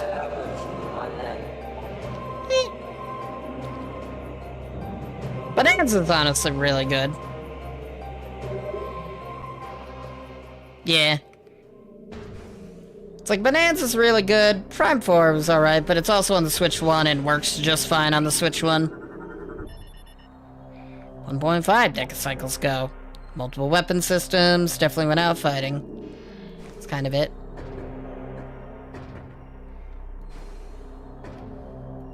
It's like me with my PS5. It's like, where are the games? Air Riders is good, but it could have been significantly better. I don't want to switch to. The only thing I ever wanted was Prime 4 and Deltarune. So it's like, Bonanza's really good. I can highly recommend it. It's one of the best games I've played in a long time. It was a Switch 1. Yeah. Why would you want Deltarune on a console, not PC? I don't know. Convenience? There's a lot of the reason I use my console a lot of the time is very much convenience. Aether was fertile, aged world with bountiful fields and oceans. The native creatures were gentle compared to other worlds. Get it? We settled in the mountain region at first, in the cliffside dwelling. In time, we established settlements in the green forest of Torvus. More convenient to have on a computer. I never think playing games on PC is convenient. Even setting this up was annoying.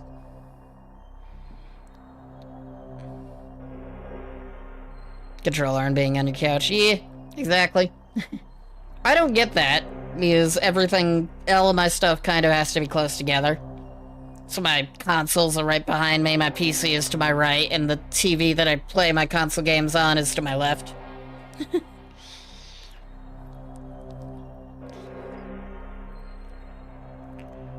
But it is really convenient to just be able to plug the console in, start a game, and the game works.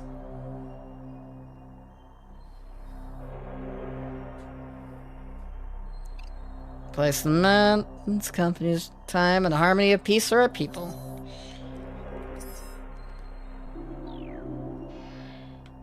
Like, there was trial and error in getting this to work. There's trial and error getting, the Ace Combat games to work. Ace Combat 7 at least worked out of the gate, but it should. I think PC. It's like, PC is convenient for playing everything. Deltarune specifically.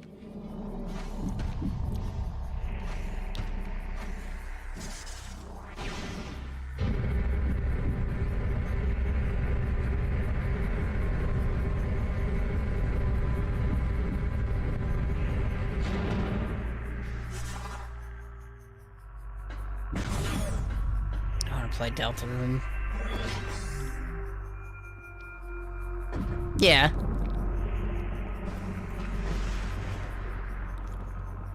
I'll say my one annoyance with PC UI over the consoles is trying to find the games I've installed could be annoying. It's like, where are they installed on? What did I install them to? Why aren't they on my desktop? Yeah, typing in search bar doesn't help entirely either. It's like, I could type, say, PrimeHack into my search bar, and it gives me the zip file. Yeah, it's like I type PrimeHack into the search bar, and it gives me the zip file, not the thing that I installed. Sugar bat.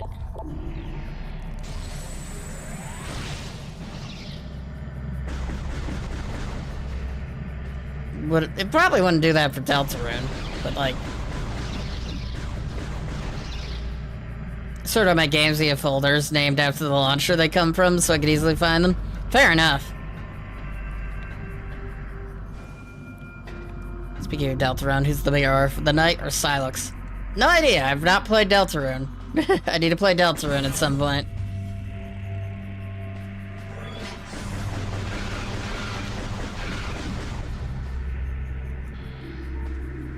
I do own that on the Switch, I believe. Should be in the conversation with horror farmers, too.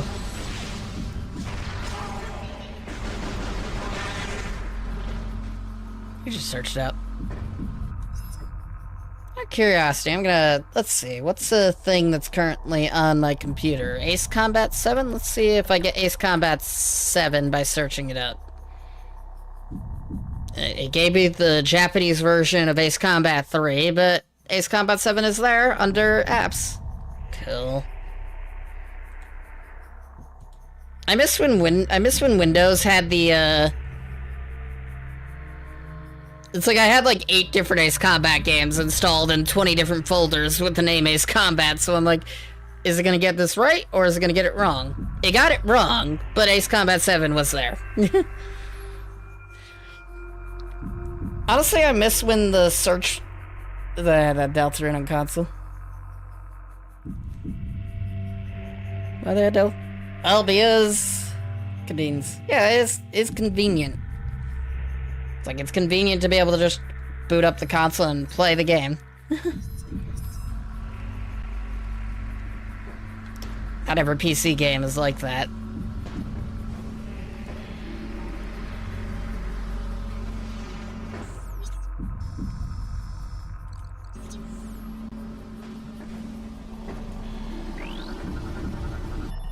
Maybe.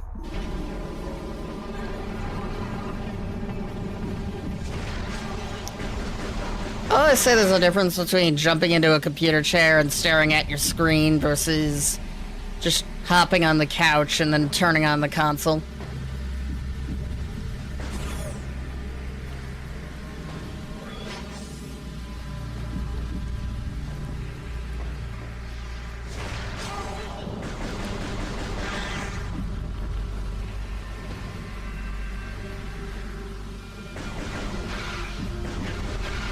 It's like just booting up my PC requires a bunch of stupid things. Like a login screen. It's like, I'm the only one using this PC. Why do I need a login? Whether or not you have a couch. I have a recliner. But it's part of my computer setup, so... Leave my computer on at all times. So I need to boot it up if I want to play. Ever since my laptop died on me, I've just kind of been stingy about when my computer is on or not. For Deltarune on the Switch, since my laptop was slow and had annoying dead pixels. Fair enough. Hardware is always a concern.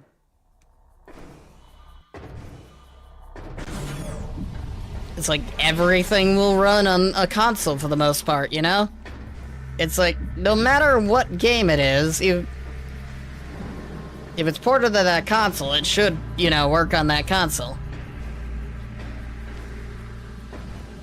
Some games will work on PC, some don't. And you won't really know until you try them.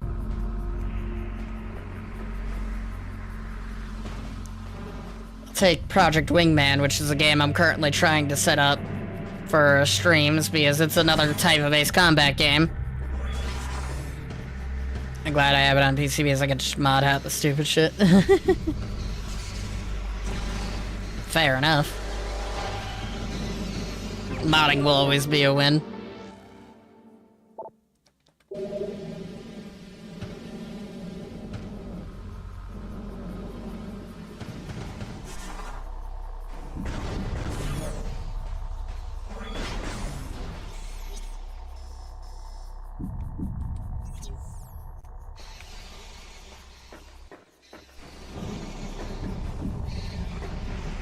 on Linux. I have to set everything according to a guide. It's not on Steam, lol.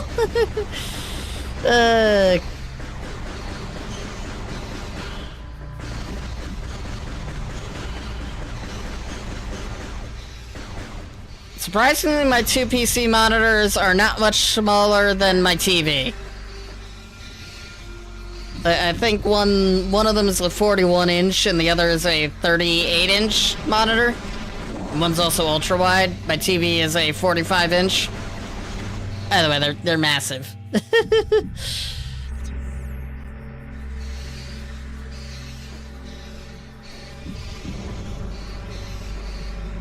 Damn shame PrimeHack doesn't support ultra-wide. It would be so cool to be playing this game in ultra-wide.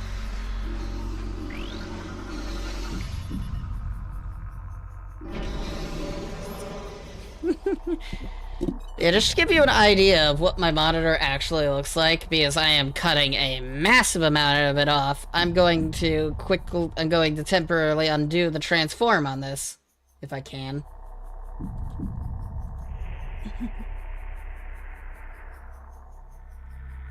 This is what my monitor actually looks like.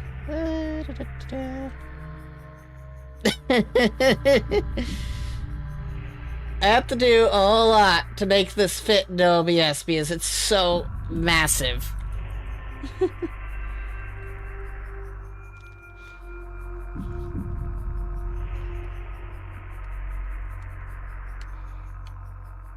I'm streaming in 1080p, but my monitor is like... What is the resolution of this monitor again? I need the display settings. I always forget. I don't want Discord, I want the displays. I hate... There we go. Display settings. It is 3440 by 1440.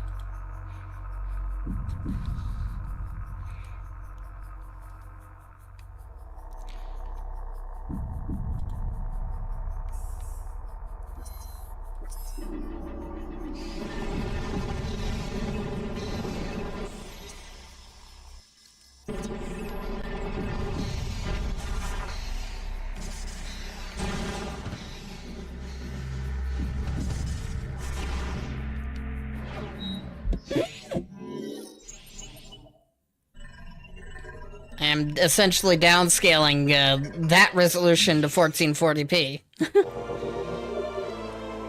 Or 1080p, I should say. With something else, probably something with a higher refresh rate. Get an ultra-wide. Ultra-wides are fun. I think the one I got was the Samsung ultra-wide. 165 Hz refresh rate. Very big. Looks very good. Just don't enable HDR. HDR doesn't work.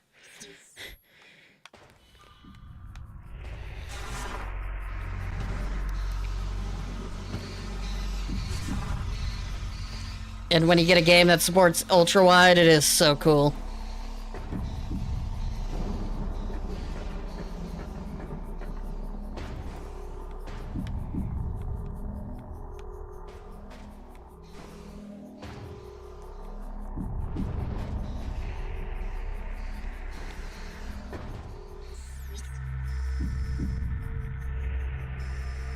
That's the elevator to leave. Where was that? Oh yeah, I was gonna head to the temple room, wasn't I? I kind of got distracted and forgot where I was going.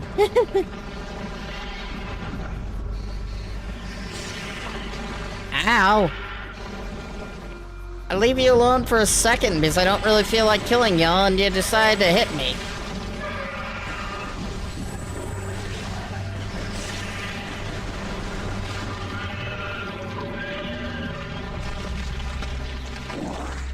Yeah, outside of HDR, this monitor looks amazing.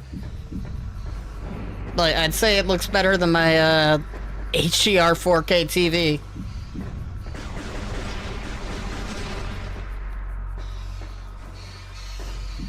Though it'd be nice if I had an OLED. OLED's too expensive, though. An OLED would cost half the price of this PC, and it's like, nah. If this planetary energy supply reached a critical stage, if left unchecked, the energy would expire, bringing an end to the world. Still have a gigabyte monitor for 2018 that's serving me well. And nice. Hey, if it works, it works. I've got a backup I've got my old monitor that I was using alongside my laptop behind me. It's not connected to the computer, but it's just a standard 1080p HP monitor. I could probably, if I wanted to, I could probably put it on the TV to my right side. I don't know what I'd display on it, but it could be there. Because there is a spot to my right that doesn't have anything on it outside of the microphone.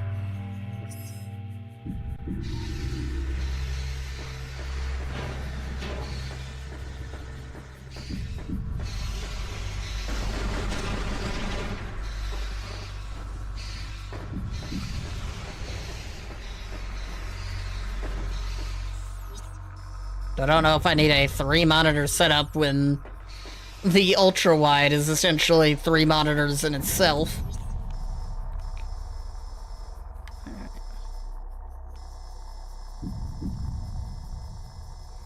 Never released. Yeah, Prime.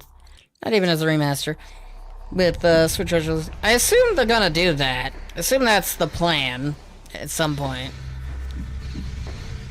Prime 4 was just kind of the main task because it had been in development the longest.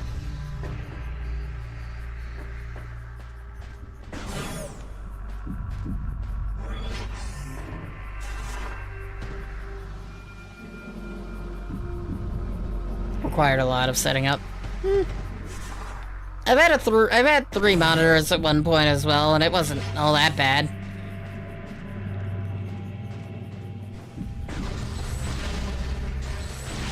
I'm just not sure what I'd do with a 3rd monitor.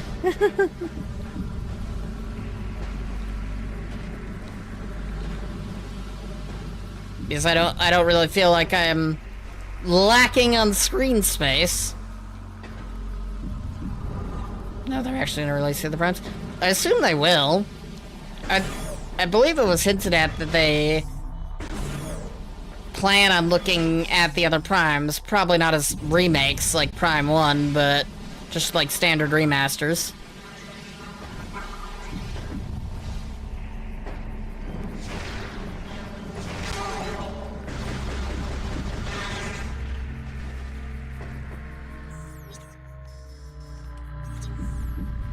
What about that game that came before?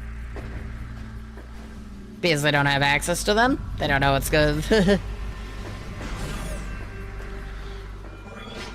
Where's that? I'm trying to remember where I was. I think it was down here?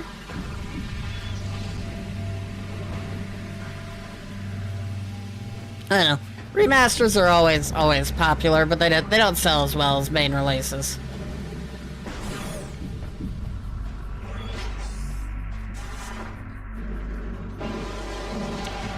It's like there's always demand to play things that you haven't played before.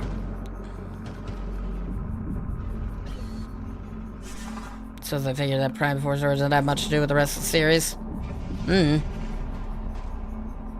About Super Mario RPG Remake. That did well. Yeah. It's like, for the most part, remasters and remakes don't always sell very well, but now we're locked in here.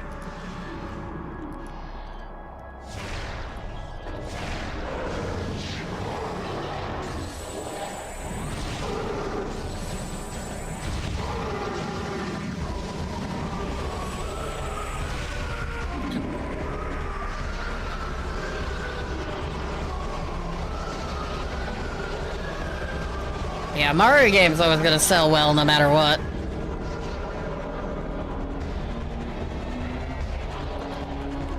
Not remastered at this point. It's fair. I don't have the benefit of owning any Nintendo consoles before, you know, the Switch. So I don't have easy ways to play games like, say, Prime 2 and 3.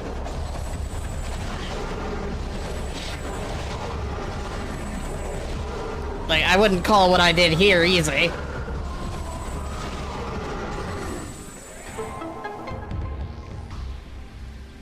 The remake of Bowser's Inside Story only sold 70,000. It doesn't even need to. It doesn't need to sell gangbusters. It just needs to sell an amount that makes back the cost of development, and remakes and remasters are pretty cheap.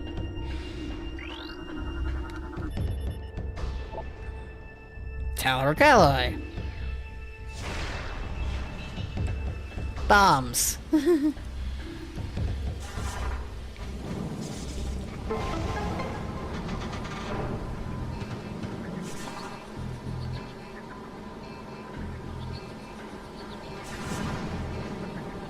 That cover the cost of development.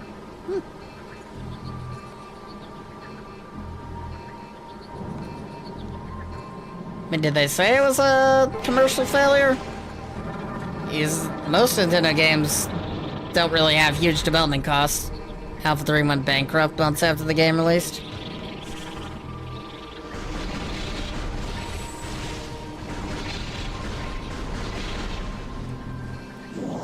They have to assume I don't think they covered the cost. To be fair, the money from a game doesn't exactly go to the developer anyways. In the publishing world, the publisher pays the developer in advance, and the money the game make exclusively goes back to the publisher.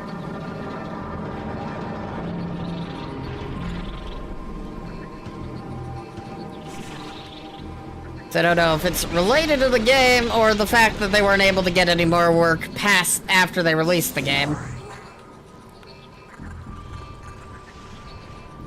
Almost every Metroid game is the top 50 respective consoles. I mean, it sells badly compared to other Nintendo games.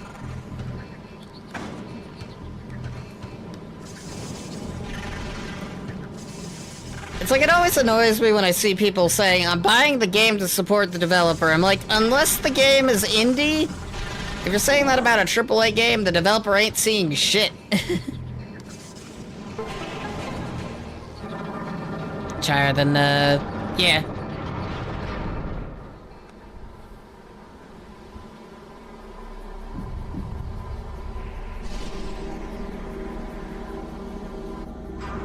They get more contracts from that publisher.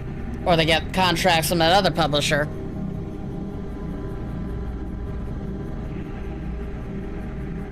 Usually the money from the contract is enough to pay for development of the game and to keep the studio afloat long enough to get another contract.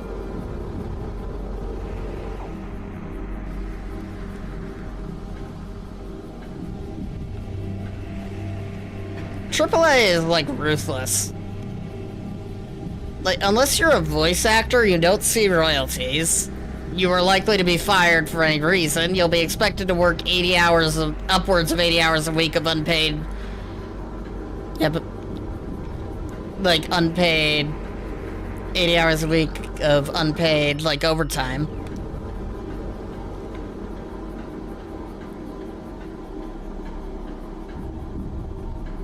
Kirby is technically AAA, yeah.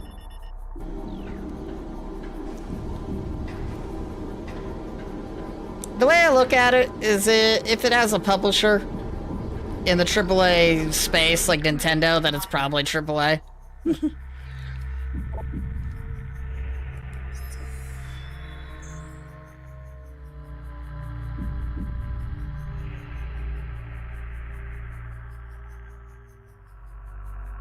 Main energy controller was built in the Great Temple. The 3 sub-controllers were built Temples, Torvus, Aegon, Sanctuary, yep.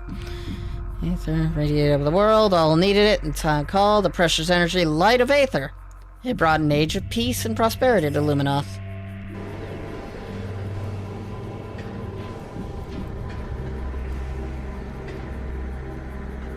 Can't find anything. Kirby? Kirby is like the most uncontroversial thing on the planet.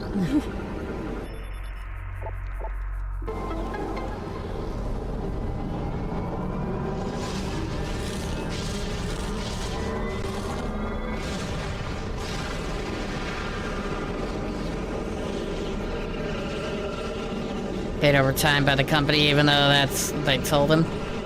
They did overtime anyway. Yeah, it always depends on the developer and stuff, but AAA can be ruthless. Oh yeah, Happy New Year. It passed the New Year hour like 20 minutes ago, but it's fine. I'm fine. It was the highest selling game from a Spanish studio ever. Nice. And that's probably not the hardest thing to do.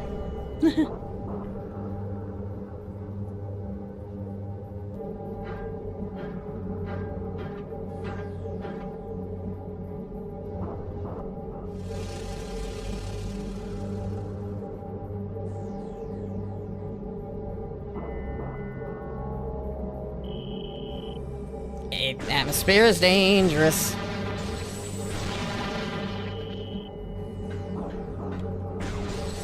They've had their fair share of controversy themselves. They're essentially prime AAA developer, in a way. Removing people from the credits who haven't contributed to a project for a long period of time, overworking employees. Yeah. Essentially, everything they do is every bad thing you ever hear about the AAA. If not magnified by tenfold.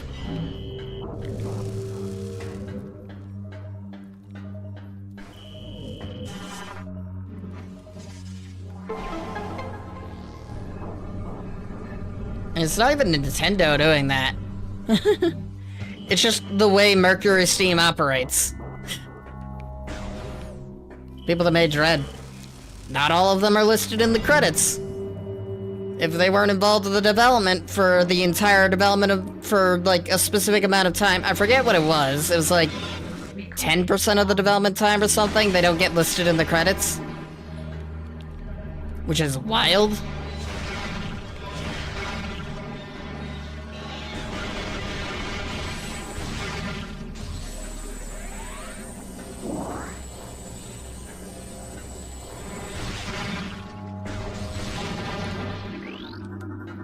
Recording to logbook.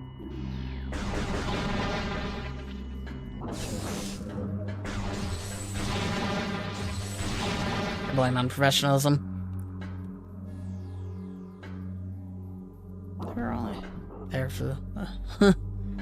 This is 10% of the dev time. It's like 9% of the dev time. You don't get any credit for making this game. Good luck finding a new job after we fire you.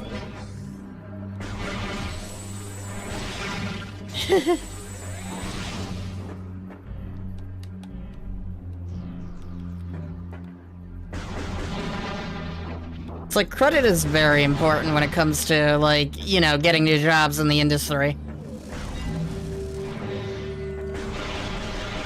Like, game development is a hard industry to get in and stay in. It's probably the biggest project the studio ever made. Yep. Less than 10%. Something, I don't know. There's a specific, like, time frame you have to be working on a project to be listed in its the credits there.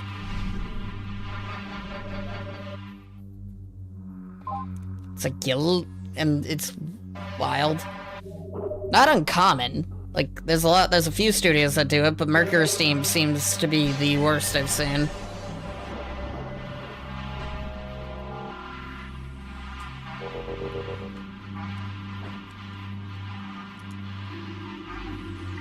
There we go. Got one. Night Barb.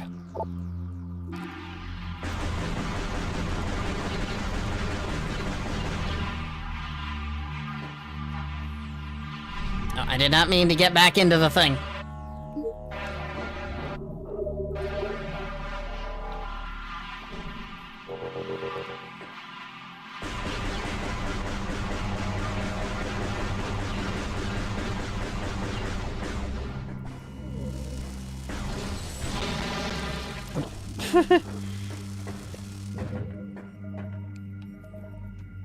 Let me see if I can find that controversy again, because I'm probably close to ending anyways, because I should probably go to sleep soon.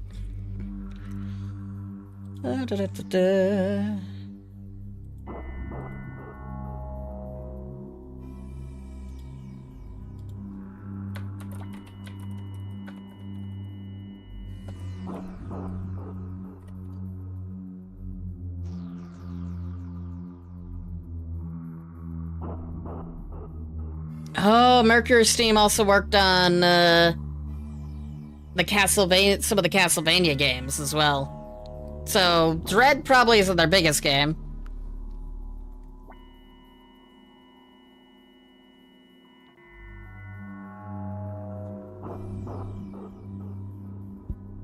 "10-hour workdays, unclear policies, workplace falling apart." Let's see.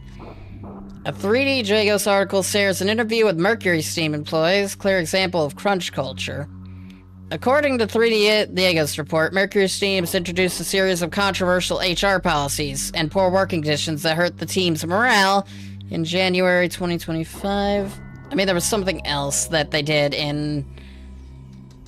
before that. Because I remember it coming up in reviews of Dread.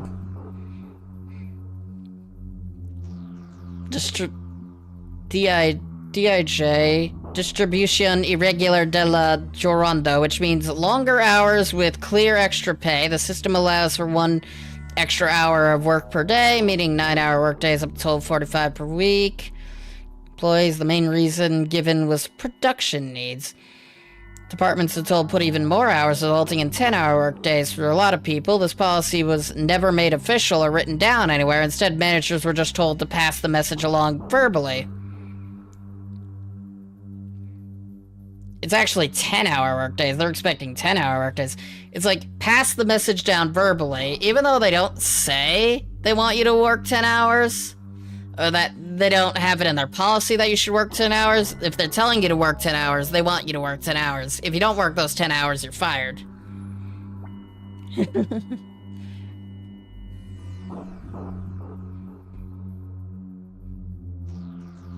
It's like, that's how it works in the AAA industry. They'll tell you, they'll have a thing that says you're only expected to work 8 hours, but then they will hint and nudge that you should be working longer hours. And if you don't do that, you'll be fired for other reasons.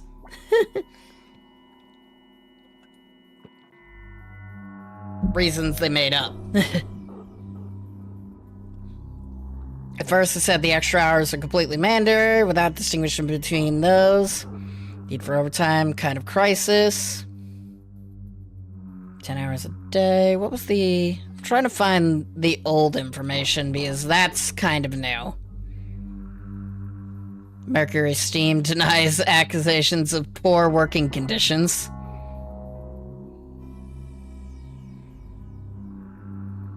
Here we go. 2021. Metroid Dread was originally planned to have twice as many bosses as there are in the game, and almost twice as many cinematics. That was unmanageable, it was impossible. The negotiations of this other cut led to the programming manager who received Nintendo because we couldn't meet deadlines. There was no time because we don't do crunch. Could have gotten Dragon for real. Several previous jobs, extra uncredited hours. It's quite chaotic. Many times, give me directions. My lead game director would contradict each other. It's wild. Dread came out as well as it did, all things considered.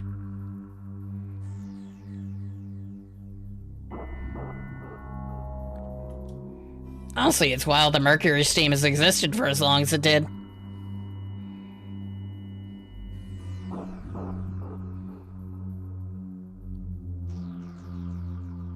Not really. There's still like that one article is from 2025. This one's from 2021. Controversial Mercury Steam developer Metroid Dread. Handle, former employee of the studio, showed frustration at not appearing. Okay. The most recent controversy developed Metroid Dread relation to an article.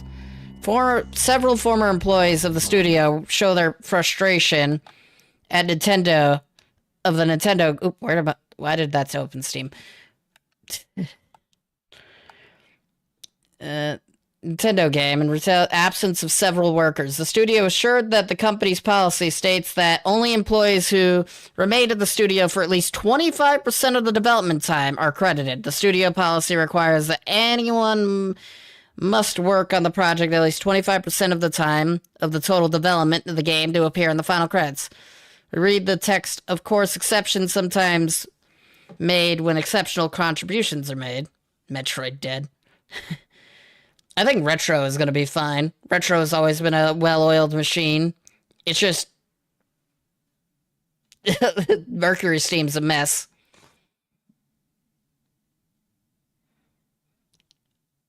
Metroid team is missing 50 people.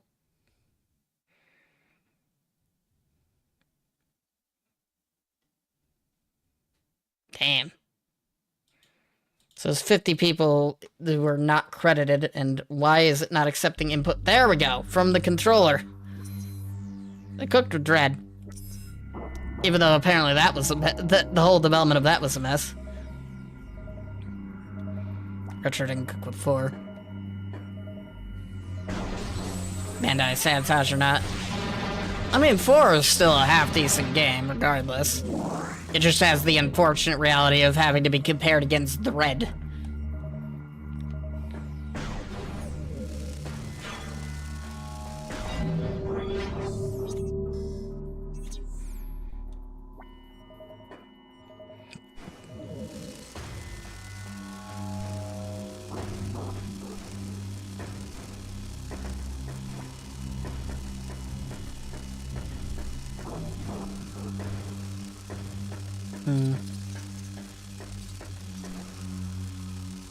Okay, that was not the way to go.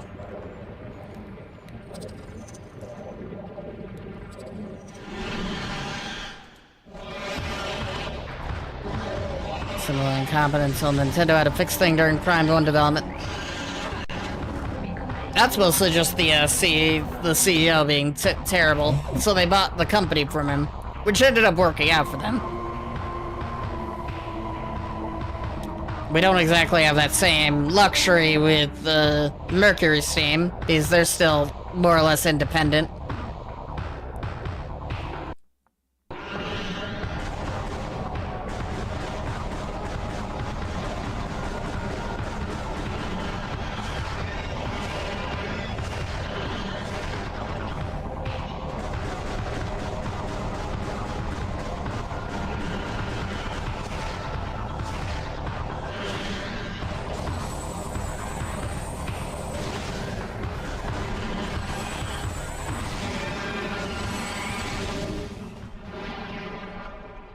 Nintendo in general doesn't do a lot of buyouts of Western studios.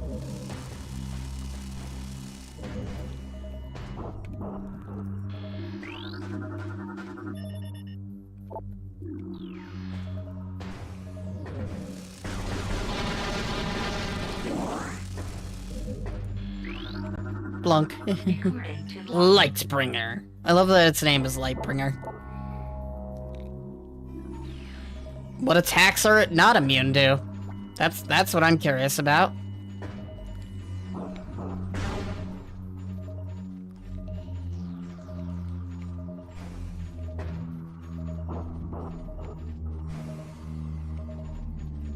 Happy New Year! How you doing, Philip? I hope you're having a good New Year's Eve and New Year in general so far.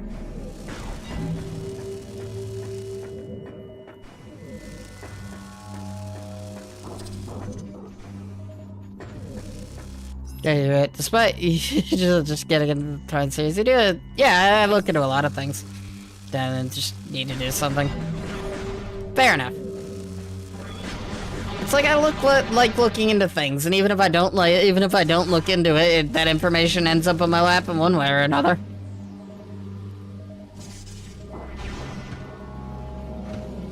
It's like a lot of the reviewers I normally follow. We're talking about Mercury Steam's own, problems.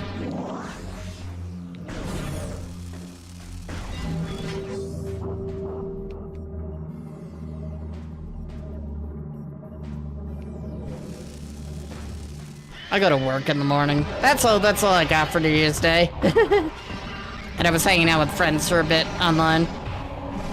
Space jump guy, space jump time. I think we'll get ourselves space jump, and that'll probably be the end of the stream until the morning.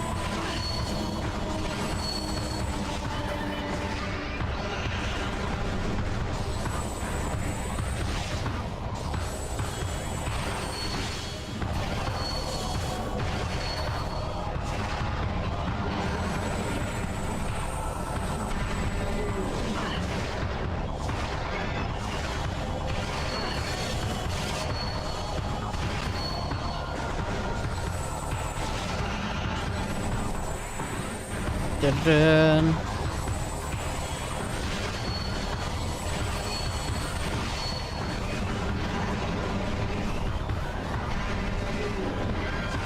Why can't I do that with Space Jump?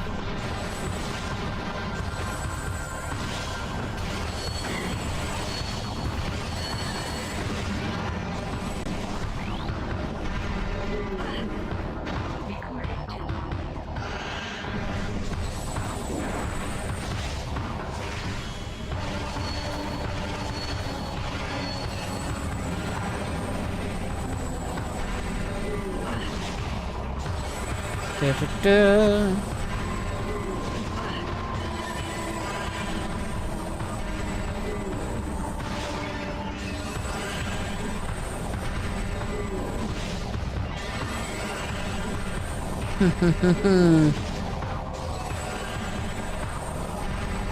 And Blunk. Why are you dead? There we go.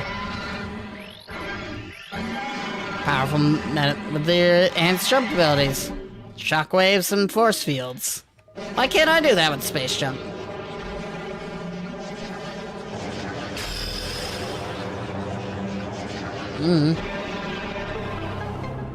Funny trope in video game boss to be able to do more with your abilities than you can.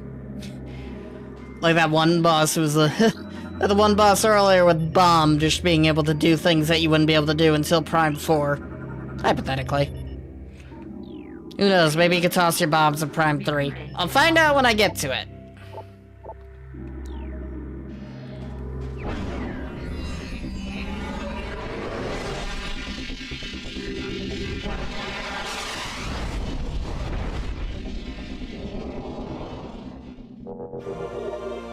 Space jump boots acquired.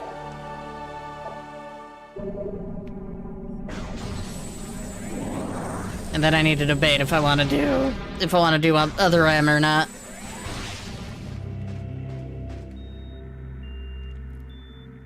Gotta love the item room music.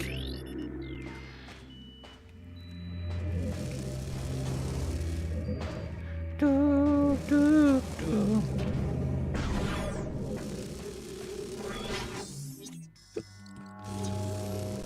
It leads back to the portal. Guess we could leave. Light beacon.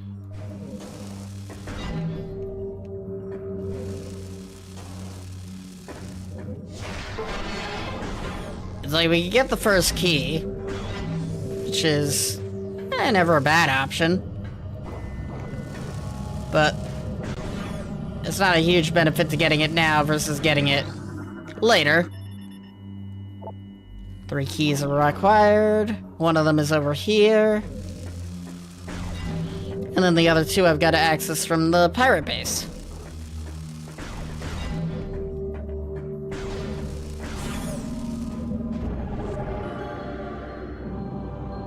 I would do Fusion if Furry did Thread. That is Samus Returns.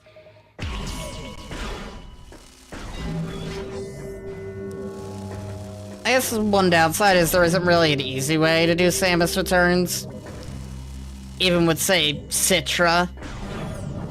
Or whatever the 3DS emulator of the day is now. Streaming DS and 3DS games without a DS and 3DS isn't the most convenient thing to do. There is AM2R, though. I have played AM2R before. And that was fun. Didn't stream it. I made a video series on it, if I remember correctly.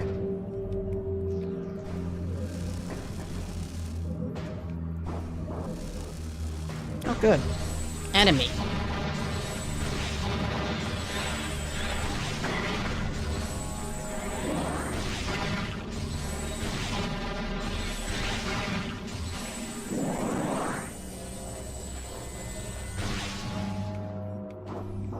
Back before I streamed.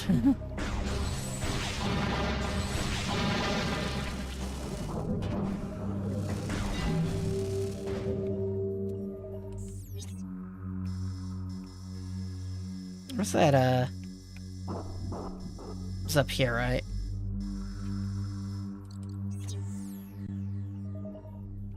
you see my comment, my opinion on this? Yeah, I saw it. I'm just, like, does it really matter? Like, unless you plan on bringing furry stuff into the household?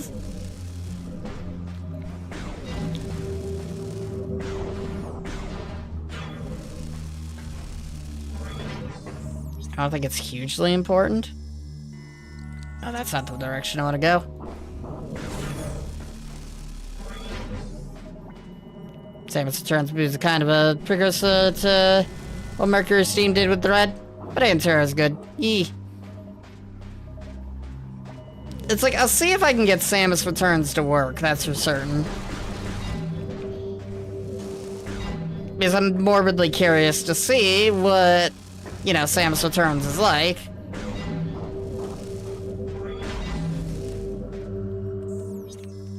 Oh, I'm heading the wrong way again. Before I am too... yeah, you and most people I know. It's kind of why I'm not too bothered about which version I do. There's the door I was looking for.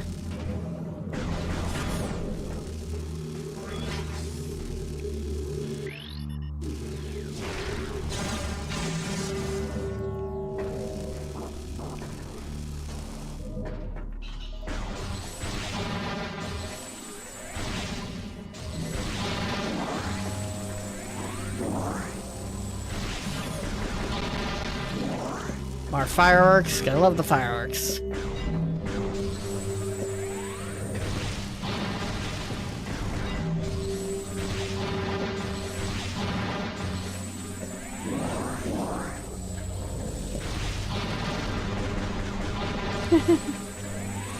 Can you beat Metroid Prime 2 without taking damage? No.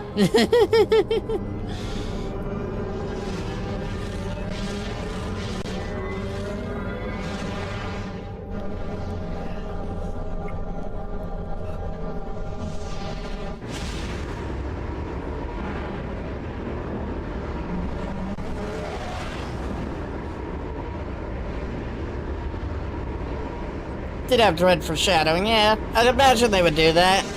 Because it's the game that comes before Dread. In a way. It's like kind of like how Prime 1 was the Prime 1 remake was the... Which version of these are there? The Prime 1 remake is kind of the groundwork for Prime 4 in a way.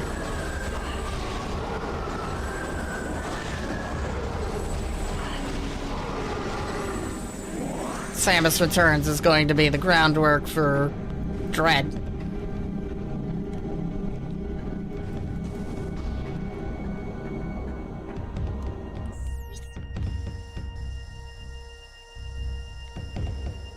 I want to go to the save room.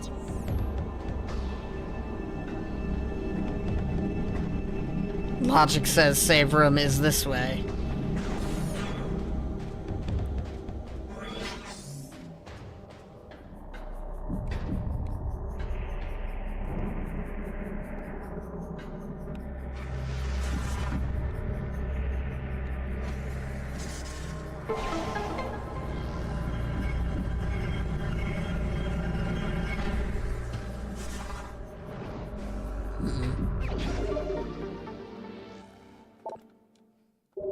Also, though, I just didn't think of being a furry as, like, you know, being the same as, like, coming out as any form of LGBT to your parents, you know?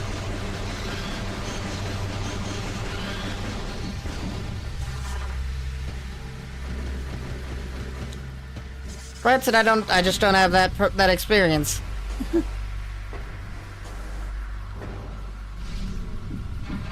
My mom would just say cool to anything.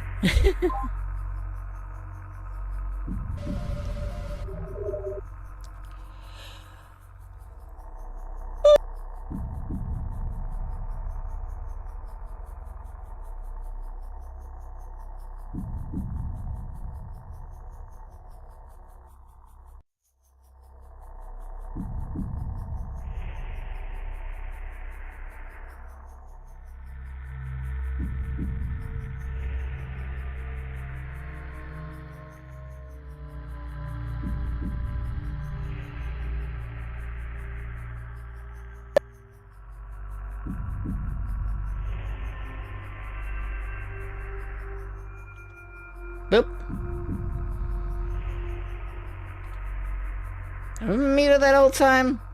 I don't think I've been muted that whole time. Good night. Alright. With that, and the weird disconnection of my microphone there at the last second, I don't know what that was about. I might have to plug it into something else. I think we're gonna call it here. So yeah, thank y'all so much for watching. A bit of a Sark 2. This has been a video game.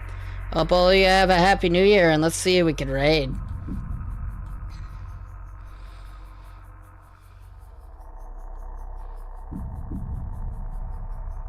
Castlevania randomizer.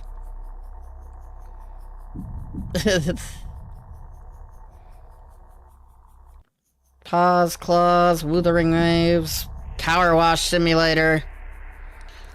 VR chat.